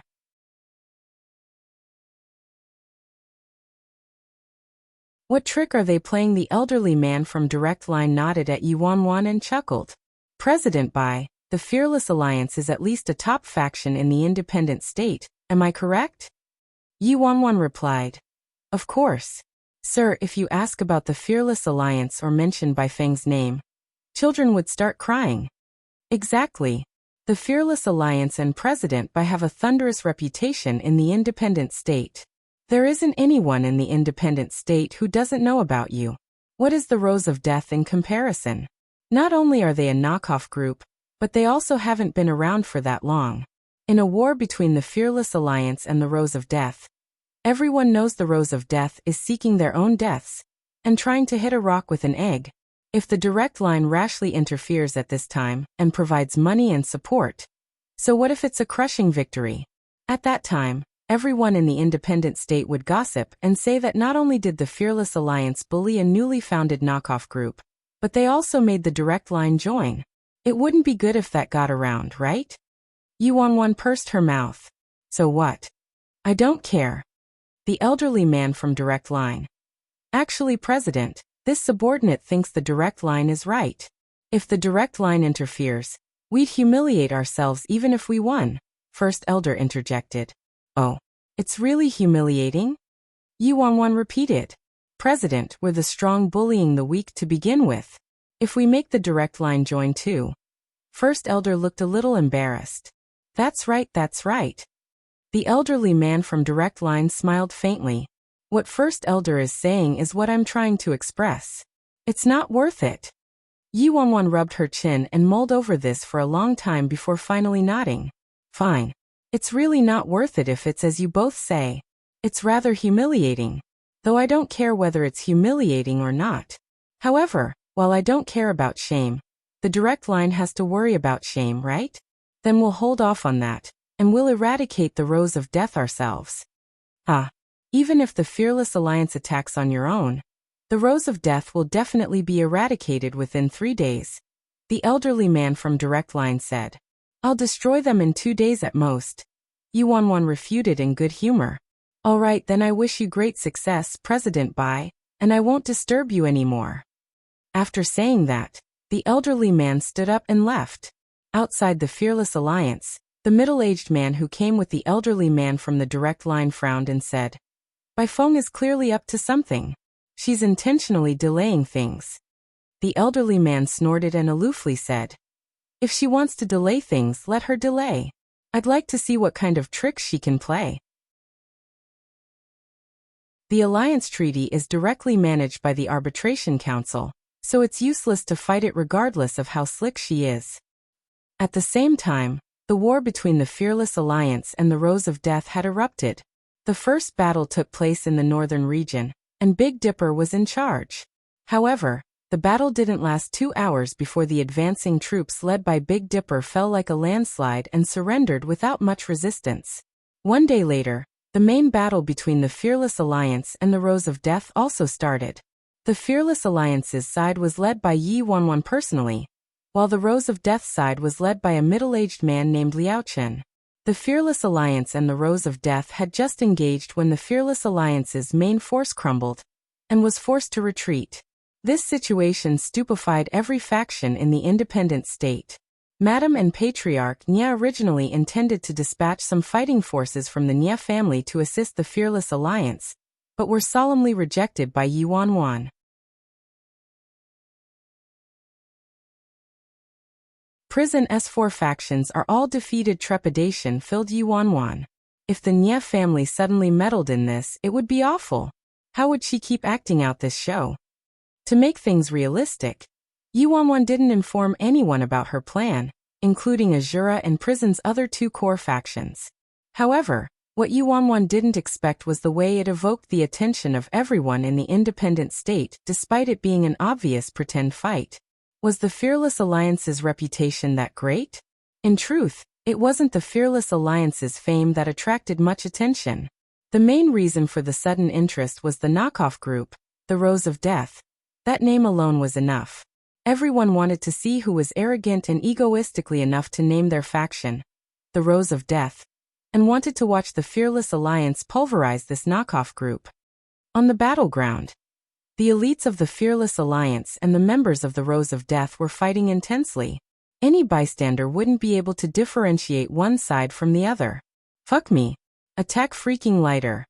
You're beating my head with a stick and you're still using that much force? You're freaking getting real with me, aren't you? I'll really hit back, alright. At this moment, Big Dipper and 7 Star joined the fight. Big Dipper had just entered the altercation when he was instantly kicked by little Lolita from the Rose of Death. Big Dipper's face turned ghastly pale, and he started spitting out a large volume of blood from his mouth. Little Lolita, 7-Star glanced at Big Dipper, who had fallen to the ground and was spurting blood from his mouth. It's too much. Brothers, hurry and run. The Rose of Death is too strong. We can't win. Immediately, Big Dipper stood up like nothing happened and slapped the dust off his body before shouting to his fellow members. After saying that, he immediately fled to the rear. Read more chapters at List Novel. The members of the Fearless Alliance looked at each other and promptly fled as well. The leader on the Rose of Death's side, Liao Chun, was rendered speechless. Even if they were acting, couldn't they act a bit more realistically? He wasn't asking for much. Just a teeny bit more realistic acting would do. Big Dipper was lightly kicked but spat blood for a whole freaking minute. This was a freaking joke. On the Fearless Alliance's side, Yuanwan sat with her ankle on her knee and nodded in satisfaction as she watched the battle. However, before Yuanwan could communicate with Liao Chun, she suddenly caught sight of Azura's group.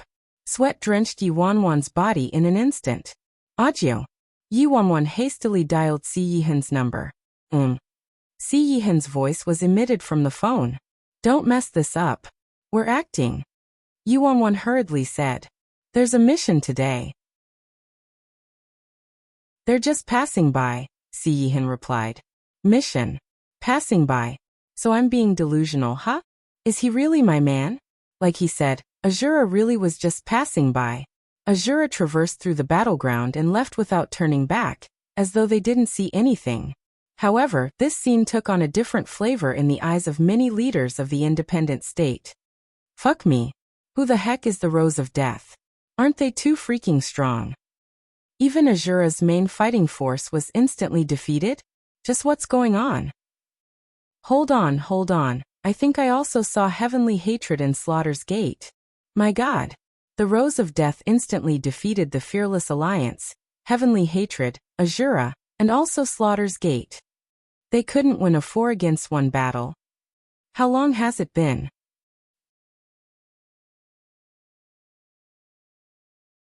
Must take full responsibility for the Fearless Alliance. It's over. The 4 core factions of prison were instantly crushed by the Rose of Death and utterly defeated. Then could it be it's not a knockoff? That Rose of Death is really the old Rose of Death. Within half a day, the Rose of Death had resurrected and managed to defeat the 4 core factions of prison like breaking off a stick from a dead tree. Did we see things wrong? Maybe Azura was just passing by? Passing by? Bullshit. Are you an idiot? What's the relationship between Azura and the Fearless Alliance? President Fearless and Lord Azura even have a child together, so of course he was bringing Heavenly Hatred and Slaughter's Gate over to help the Fearless Alliance, but couldn't win. Half a day later, the Fearless Alliance declared its defeat.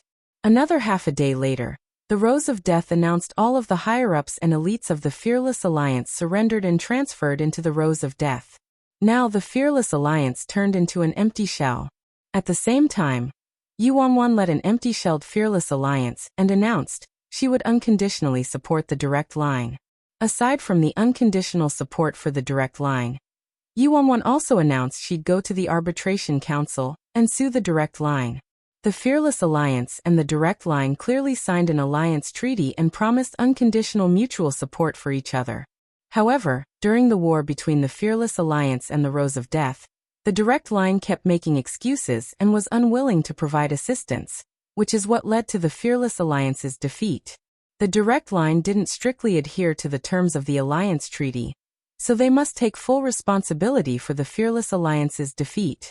At the Direct Line's branch, the expression of the elderly man from the Direct Line was so dark that ink could drip from it. He never expected the Fearless Alliance to be shameless to this extent. What a nice move of substituting a raccoon for the Crown Prince.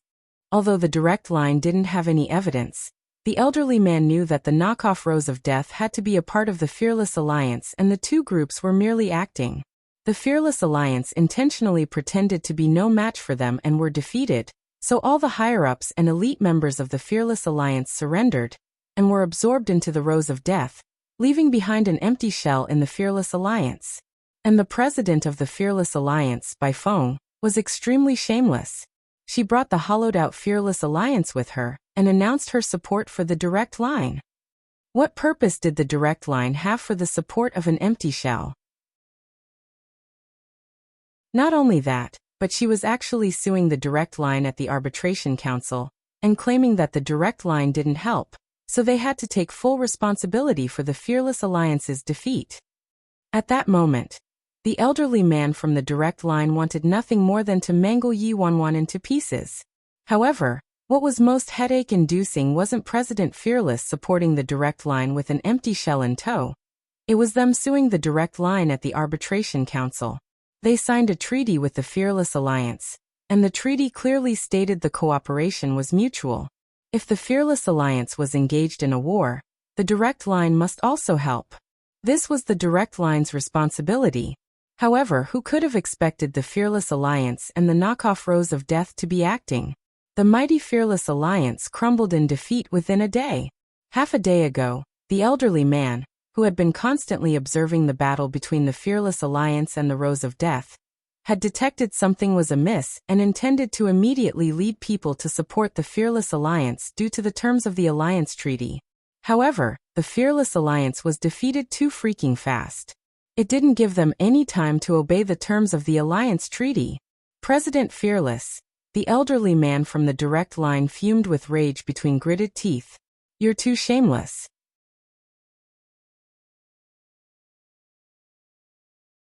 Chapter 2209, Did She Still Want Her Damn Pride? The elderly man from the direct line wore a dark expression on his face. Not only did President Fearless leave the hollowed-out Fearless Alliance for the direct line, but she was also taking the direct line to court at the arbitration council? Did she still want her damn pride? At that same moment, in the Nye residence, in the living room, Madam and Patriarch Nye were beaming with joy. Who would have expected the knockoff Rose of Death to be a pretense? It was a second cloak used by their daughter to cover the Fearless Alliance. "Worryless, your scheme was deployed too cleverly." Patriarch Nye praised Yi Wanwan joyously. In order to rescue them from the direct line, Yi Wanwan had no choice but to pretend to agree and sign an alliance treaty with the direct line. However, a war occurred between the Fearless Alliance and the knockoff Rose of Death, and the Fearless Alliance was defeated and forced to surrender. As a result, all of the Fearless Alliance's power was transferred to the knockoff Rose of Death. This way, it wouldn't be a problem for Yi Wanwan to give the entire, hollow Fearless Alliance to the direct line, let alone saying the Fearless Alliance would support direct line. Aside from that, Yi Wanwan also got leverage on the direct line, and would sue the direct line at the arbitration council now. The charge being that the direct line didn't adhere to the terms of the alliance treaty. Madame Nye was filled with pride as she looked at Yi Wanwan. Just how did her daughter's mind develop? How did she think of such a scheme? But Worryless, you must be more careful in the future. The arbitration council isn't to be taken lightly. If the direct line gains leverage on you and retaliates, the consequences would be inconceivable. Patriarch Nye warned Yi Wanwan. Yi Wanwan nodded at once. She would prudently treat the arbitration council, and wouldn't dare to be careless in the slightest. "Haha, say, don't you think this direct line is a bit dumb? They were led in circles by our daughter." Patriarch Nye joked with Madame Nye. Madame Nye glanced at her husband. "How are they dumb? If it was you, would you have predicted Worryless to pull this trick?" The cicada shed its carapace, substituting a raccoon for the crown prince, finding a loophole in the alliance treaty and turning the tables back on the direct line. "If it were me, I really wouldn't have predicted it," Patriarch Nye replied. "Exactly. So what do you mean the direct line is dumb? It was clearly Worryless who's too clever. She's so similar to her brother when he was younger," Madame Nye said. At the mention of nameless Nye, Patriarch Nye's expression dropped instantly. "Don't talk about that damn punk. He never has any discipline." "Dad, Mom."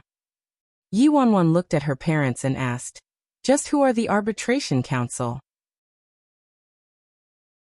Patriarch Nye took a sip of tea before explaining. The arbitration council is a council that's above the 12 independent states, and is considered the 12 independent states' supervisor and judge. Both the abolishment and establishment of the 12 independent states' laws need to pass through the arbitration council. Let's put it this way. Any leader or overlord is under the governance of the arbitration council. The direct line and the collateral branch might be considered the independent states' strongest factions, but they're nothing when they meet at the arbitration council. Without rules, nothing could be done. And the existence of the Arbitration Council was the law. And every member of the 12 independent states had to obey them. That fearsome, huh? Yuanwan looked pensive. Your brother, nameless Nya, caught the eyes of the Arbitration Council, and they wanted your brother to become a consultant, but your brother was unwilling to go. So infuriating, Patriarch Nya said.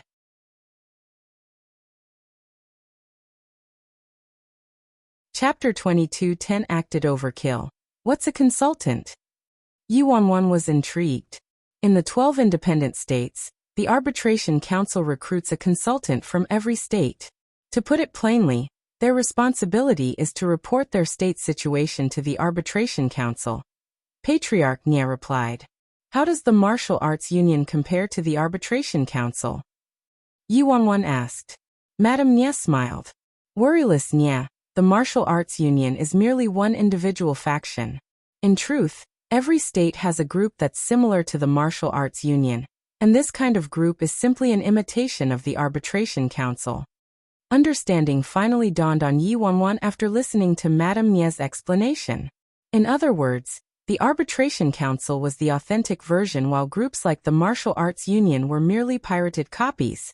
Worryless, keep working hard and maybe one day, you'll become our state's consultant for the Arbitration Council. Right now, out of the 12 independent states, only our state doesn't have a consultant, Patriarch Nya said cheerfully. Yuanwan felt her head swelling. Her martial arts achievements definitely couldn't compare to her elder brother, nameless Nya. Even though her intelligence was higher, it was only artificially forced higher by her shamelessness. People talked about the Arbitration Council as such a high-end and classy entity, so they probably wouldn't care for a shameless person like her, right? After eating dinner with Patriarch and Madame Nya, Yuanwan drove back to the Fearless Alliance. The current Fearless Alliance had turned into an empty shell, and only a handful of people remained. Even Great White and Virus were moved to the Rose of Death's headquarters. Sisfeng, you're finally back. A young man whose entire body was covered in gauze and who walked with a limp, appeared next to Yuanwan. Who are you? Yuanwan was bewildered. Me. Sisfeng, it's me. I'm Big Dipper. Can't you recognize my voice? Big Dipper hastily said. Who? Big Dipper. Yuanwan was dumbstruck as she stared at Big Dipper. It had only been a few hours, so how did this guy end up like this? Who beat you? Yuanwan asked. No one beat me. I purposefully dressed like this. Our scouts told us that the old geezer from the direct line is coming again, so I quickly made myself look more sorrowful, or else they won't believe us. Big Dipper said. Yuanwan immediately gave Big Dipper a thumbs up and nodded. Nicely done. Of course, Sisfeng. Big Dipper snickered. Read more chapters at List Novel. Come, let's go and meet that old man, Yuanwan said. In the conference room, Yuanwan led the limping and gauze-covered Big Dipper inside the conference room. The elderly man and several members of the direct line were situated in the room already. When the elderly man saw Yuanwan, he smiled. President Bai, is there any meaning to the game you're playing? Game. Yuanwan looked at the elderly man. What do you mean? How am I playing? President Bai, we'll ignore the other things, but the Fearless Alliance couldn't even defeat a newly founded knockoff group? And you were destroyed by them instead? Yuanwan nodded. If we can't win, we can't win. What can we do? Look at him, see how beaten up he is? Yuanwan pulled Big Dipper toward her. It hurts. It hurts. I couldn't win, ouch. They're strong. Endless wails came from Big Dipper's mouth. Yuanwan. This is a bit of a freaking overkill.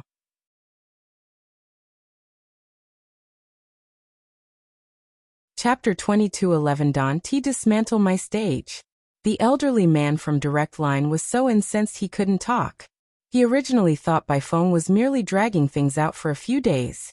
Who would have expected her to have thoughts of such a damaging move, causing him to be in a completely disadvantageous position and suffer a double loss? Yuanwan sat with her legs crossed on the chief seat in the conference room and coldly looked at the infuriated elderly man from the Direct Line. Wasn't this old guy too naive? Did he really think the Nya family was such an easy target? Just watch. I'll definitely avenge my brother. The elderly man darkly looked at Yi Wanwan and said, President Bai, aren't you too naive? Do you really think your tacky and lousy methods can deceive everyone? Yi Wanwan raised her brows. Tacky, lousy methods? Then what are you, the person tricked by my lousy methods? You. Hostility flared in the elderly man's eyes and he yelled fiercely. Bai Feng, do you think the entire independent state is blind? Or do you think the arbitration council is this easy to fool and they'd believe your nonsense? Yi Wanwan smiled at him like he was a fool. This old geezer might hold an enormous amount of power in the independent state, was an important character in the direct line, and possessed outstanding martial strength and tactics, but he was underestimating the impact of a certain weapon. This weapon was public opinion. This was the greatest weapon she learned from China's entertainment industry. Public clamor could confound right and wrong, and defamation could destroy a person. Right now, everyone in the independent state knew the Fearless Alliance was defeated by the Rose of Death, and no one would believe the one-sided story from the direct line. Moreover, thanks to her baby, her last suspicion might be dissipated. If the Fearless Alliance wasn't trustworthy, what about Azura? Slaughter's Gate? Heavenly hatred? Hence, even if the Arbitration Council investigated this matter, this was the only result they'd obtain. Clearly, the elderly man from the direct line was also aware of this point. He was cursing Yi Wanwan's vileness and shamelessness when footsteps were heard outside the door. The elderly man's subordinate knocked and opened the conference room door with several people in tow. The newcomers were Si Yihan, Jiang Lihan, and Xie Qianchuan. Why are Ajio and those two here? Yi Wanwan reflexively glanced at the elderly man from the direct line, her heart skipping a beat. These three mustn't have a slip of tongue. Especially Jiang Lihan. When the elderly man from the direct line saw the newcomers, he immediately received them excitedly. Lord Azura, Gang Leader Jiang, Gang Leader Xie, perfect timing. The three of you are reputable characters in the independent state, so don't tell me you'll also utter nonsense like a certain shameless rascal? That day, your people were merely passing by, so how could they have been defeated by the Rose of Death? These three mammoths were different from the Fearless Alliance. They might be vicious, but they still retained their pride and absolutely wouldn't employ such shameless and despicable methods. Yi Wanwan immediately warningly glared at the trio. Damn, you better not dismantle my stage at a time like this. When the trio received Yi Wanwan's, everyone must work as one and act shamelessly at this critical time. Warning gaze. Their expressions turned complicated. Xie Qianchuan looked at the elderly man from the direct line, then Yi Wanwan before scratching his nose, and turning to Si Yihan. As for Jiang Lihan, he had a gut of fury simmering in him. Originally, he was perfectly fine and lazing at home when suddenly, the outside world was madly saying that his heavenly hatred in prison was defeated by some knockoff Rose of Death group that came from who knew where.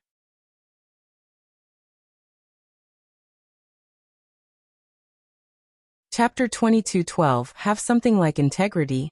The rumors sounded so realistic and claimed they were beaten to the point of pissing their pants in terror. This was the perfect example of getting into trouble even though he was sitting at home and minding his own business. Hence, he came here to seek retribution from Yi Wanwan. Damn. Aren't you too shameless? Jiang Lihan shouted angrily. The elderly man turned joyous. You heard it, Bai Feng.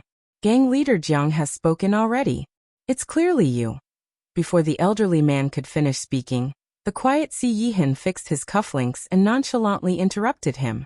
Elder Shui, back then, it was you who determined the treaty, but now, not only did you breach the contract and stand by without doing anything, but you've also distorted the truth deliberately.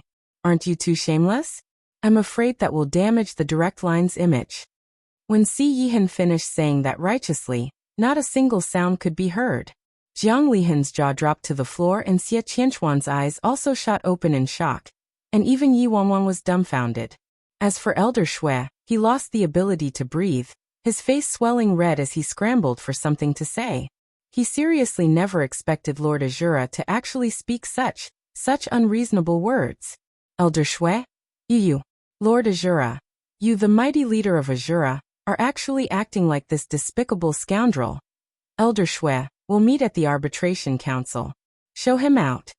Big Dipper was startled for a moment before quickly responding and leading his subordinates to escort the guests out.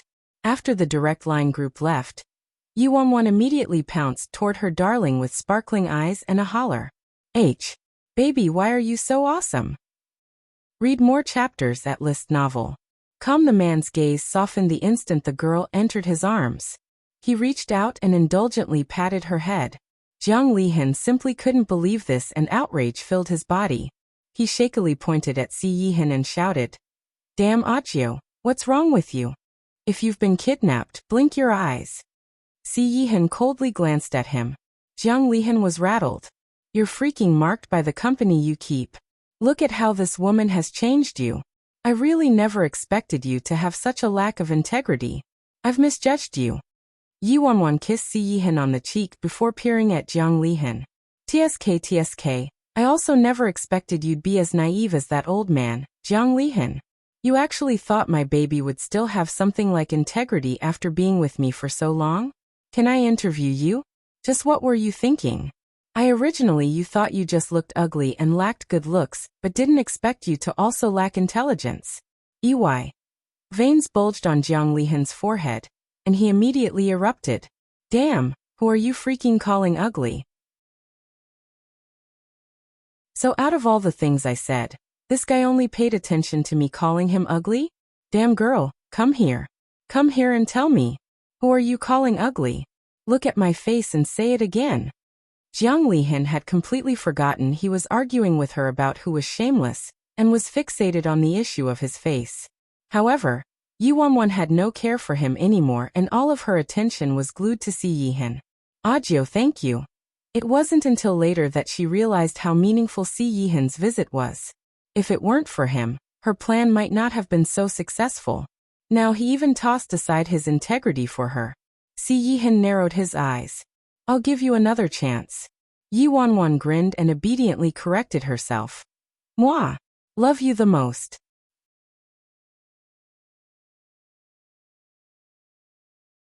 Chapter 22:13 Disguises litter the ground and paramours fill the world. When Jiang Lihan saw how Si Yihan was utterly bewitched by that female bandit, Yuan, he nearly reduced his teeth into powder from how hard he ground them.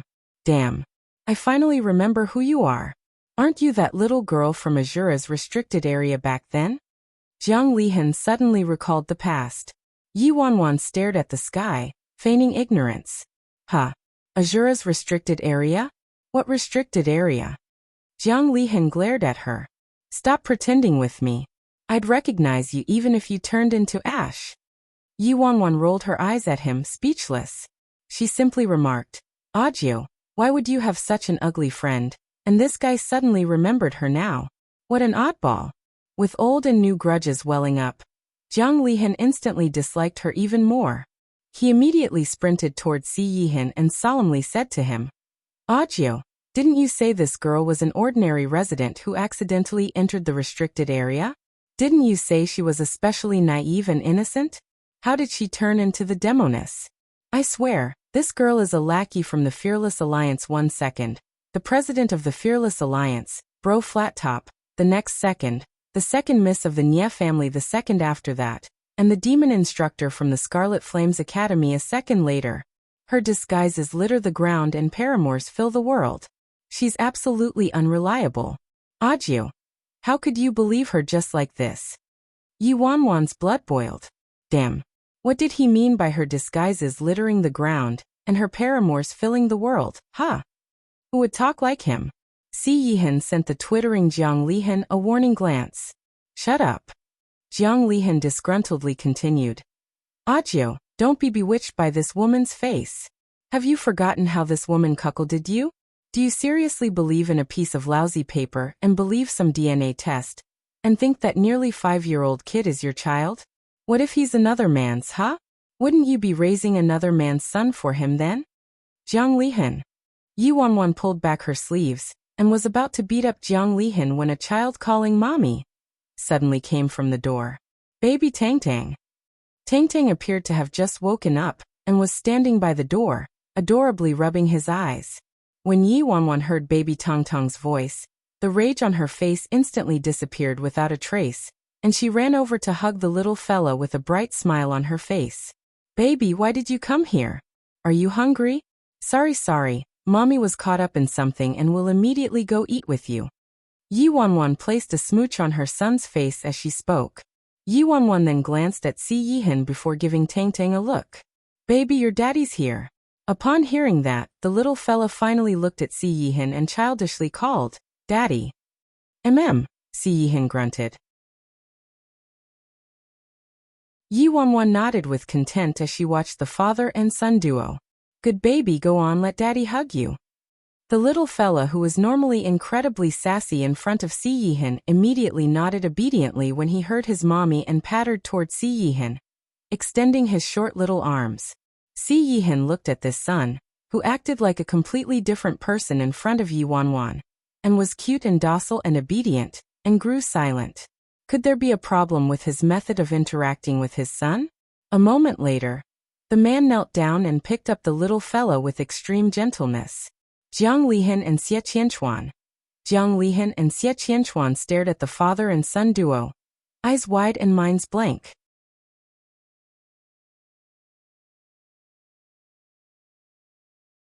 Impossible. Jiang Lihan protested. Yi Wanwan glanced at the dazed Jiang Lihan. She nonchalantly crossed her arms across her chest and expressionlessly said, Come on, Jiang, stare at my baby's face and say it again. Who's my baby's real dad? Jiang Lihan looked at the child, then the adult version of Si Yihan, and seriously couldn't say these two weren't real father and son. He incredulously exclaimed, Shit. Audiobook. This child really is your son. They always thought Si Yihan was the least fond of females amongst the three of them, and never expected he already had such a large son. Jiang Lihan thought of something and a realization dawned on him. I was wondering why you were so bent on staying here, and wouldn't go back no matter what. It turns out it's because of this woman. You even have a child. Don't tell me you're planning to marry this woman? Jiang Lihan's words chafed Yi Wanwan. Of course. We're definitely going to get married. What, do you have objections? Si Yihan's eyes imperceptibly brightened. Jiang Lihan was somewhat surprised and turned to Si Yihan. Audiobook, are you serious? What if your mom? Jiang Lihan, Si Yihan said. Interrupted by Si Yihan, Jiang Lihan could only sheepishly zip his mouth and couldn't say anything further. Xie Qianchuan cleared his throat and pulled Jiang Lihan. Enough already. Don't touch a sore spot. I said it before. I'm unrelated to her. Si Yihan's face was icier than ever before.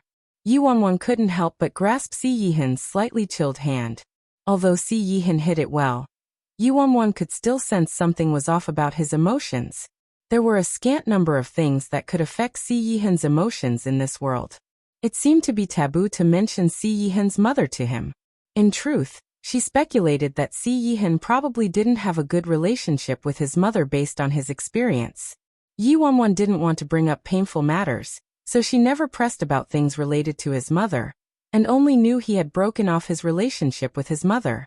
Judging from Jiang Lihan's tone, Si Yihan's mother appeared to not approve of her and Si Yihan's relationship. Yi Wanwan considered it. His mother previously disapproved, probably because their statuses didn't match. But now that she had recovered her identity as the second miss of the Nia family, she should at least be a worthy match for the ancient Si clan, right? Yi Wanwan brushed away her chaotic thoughts. Anyway, Si Yihan said he'd severed his relationship with his mother, so his relationship with his mother was unrelated to them no matter what. Tang Tang lay on Si Yihan's shoulder and perplexedly blinked. Daddy's mommy? Yi Wanwan patted the little fella's head and changed the topic. Let's go. Daddy and Mommy will take you to eat something yummy. The little fella instantly bobbed his head, his eyes shining. Okay. Seeing how the ship had already sailed for this family of three, Jiang Lihan looked agonized, as though his ripe cabbage had been dug out by a hog. Woman, you're seriously underhanded. Yi Wanwan spread her hands. You're flattering me. If you consider Xiaobing, Mantu, and popping candy underhanded, then sure. I'm really underhanded. The matchmaker god can testify that I really didn't use any underhanded methods, alright? Jiang Lihan chortled. Liar. Keep lying. If you didn't use any underhanded methods, don't tell me Audio threw himself into your arms. Before Yi Wanwan could respond, Si Yihan's low voice was heard. Do you have any objections?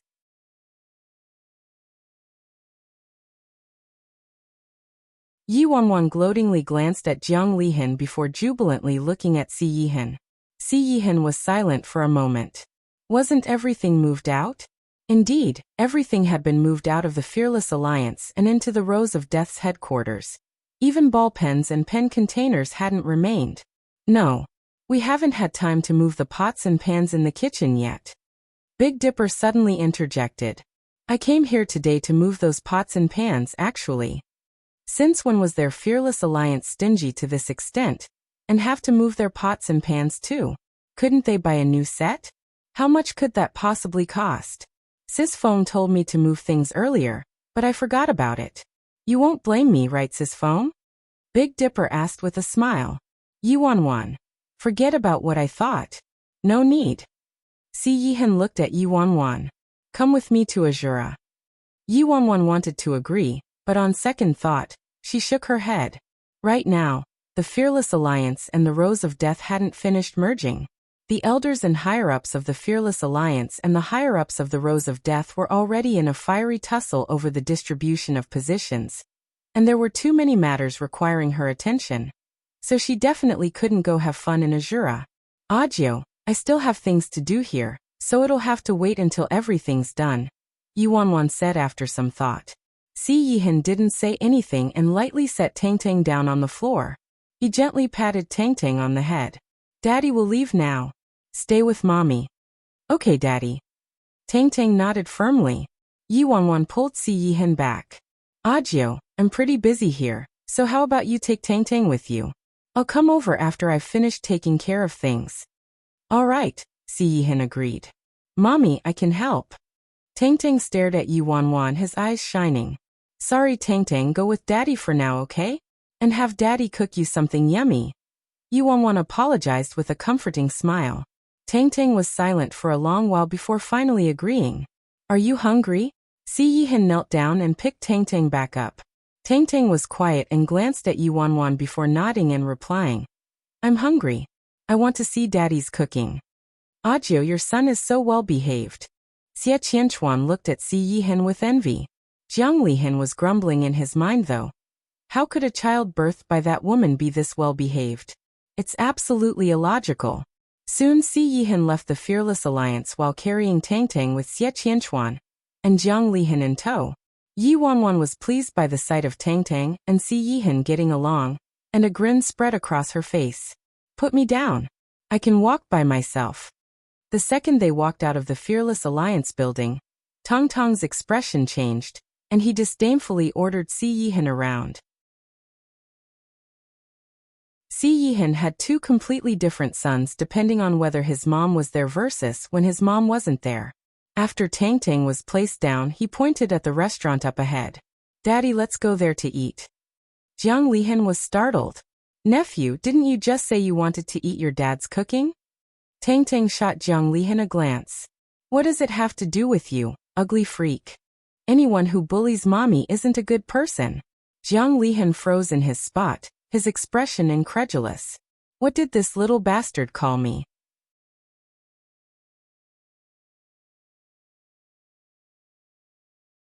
Ugly freak. Was their whole family blind? Could they please visit the ophthalmologist? They were beyond cure already. He knew it. He knew that a child birthed by that woman absolutely wouldn't be some angel. As expected. Tang Tang, you can't talk about Uncle Jiang like that, Si Yihan expressionlessly said to his son. Tang Tang looked up at his dad. Daddy doesn't agree with Mommy's opinion? Si Yihan turned silent instantly and spoke a moment later. I don't disagree, Jiang Lihan. This heartless, inverted world. Inside the Fearless Alliance, Yi Wanwan was clueless about the interlude that occurred between Tang Tang and Jiang Lihan and the others. She was currently walking around the building with Big Dipper. I can swear on my life that the entire Fearless Alliance has been emptied, Sis Foam. There's only a set of pots and bowls left in the kitchen, and we absolutely didn't leave anything else behind. Big Dipper told Yi Wanwan. Yuan nodded. There really didn't seem to be anything else movable left. At that time, they would sue Direct Line at the Arbitration Council and pull the Fearless Alliance back from the Rose of Death, saying she had to use a large sum of money to reclaim the Fearless Alliance back from the Rose of Death. That seemed plausible. Hold on, we haven't finished moving everything from our treasury yet. I remembered there's a giant table that's crafted from some extremely precious wood. Come back here with me in a few days and help me move it. Yuan said. That's right. Sis Feng has such a good memory. I almost forgot about it. Big Dipper nodded frantically. Yuan sneered. Nonsense. Her memory could be called photographic for everything related to money. Sometime later, Yuan and Big Dipper left the Fearless Alliance and headed to the Rose of Death's headquarters. Over the next 2 days, Yuan took care of a majority of the arguments and conflicts between the higher-ups from the Rose of Death and the Fearless Alliance. On the second day, a piece of news arrived from the Direct Line. Big Dipper pushed open the office door and sprinted inside. What are you doing? Don't you know how to knock? Yuan glanced at Big Dipper. She was having a discussion with First Elder. Sis Feng, you don't know, but I'm telling you, something big happened. Big Dipper yelled hastily. Read more chapters at List Novel. Yuan furrowed her brows lightly. Something big happened? What happened now? Yuan asked. Sis Feng, do you still remember Elder Shui from the Direct Line? Big Dipper asked. Rubbish. Yuan glanced at Big Dipper. It had only been a few days, so how could she have forgotten about him? Sis Feng, that Elder Shui fell gravely ill from his anger after leaving the Fearless Alliance last time. Now he's lying in bed all day long. He'll probably be angered to death by you. Big Dipper said. Yuan was stunned. Elder Shui from the Direct Line fell gravely ill due to being angered by her? First Elder quietly glanced at Yuan. Their president did seem to be capable of that. In all of the independent state, he had never met someone as shameless as her. First in China, during their battle with Si Wutian, the president calmly called the police, and then, there was no and then. He heard that the president obtained the White Tiger seal on the island, because she made a bet with the owner of the White Tiger seal. She bet that the other guy wouldn't dare to eat shit. The tricks she played with the Direct Line were particularly indescribable. That Elder Shui has lived gloriously all his life and is fairly reputable in the Direct Line. The people he befriends are all well respected, so he's probably never encountered someone like the president and isn't used to it. It's to be expected that he got ill from his fury, First Elder remarked with a faint smile. You're tuning in to the Li Mei's Wuxia Whispers YouTube channel. We're so grateful for your support, and don't forget to subscribe to join us on this incredible journey through captivating stories. Your generosity through donations truly makes a world of difference, as it's the primary source of revenue that allows me to expand and enhance this channel for you. Thank you from the bottom of my heart for being a part of this adventure.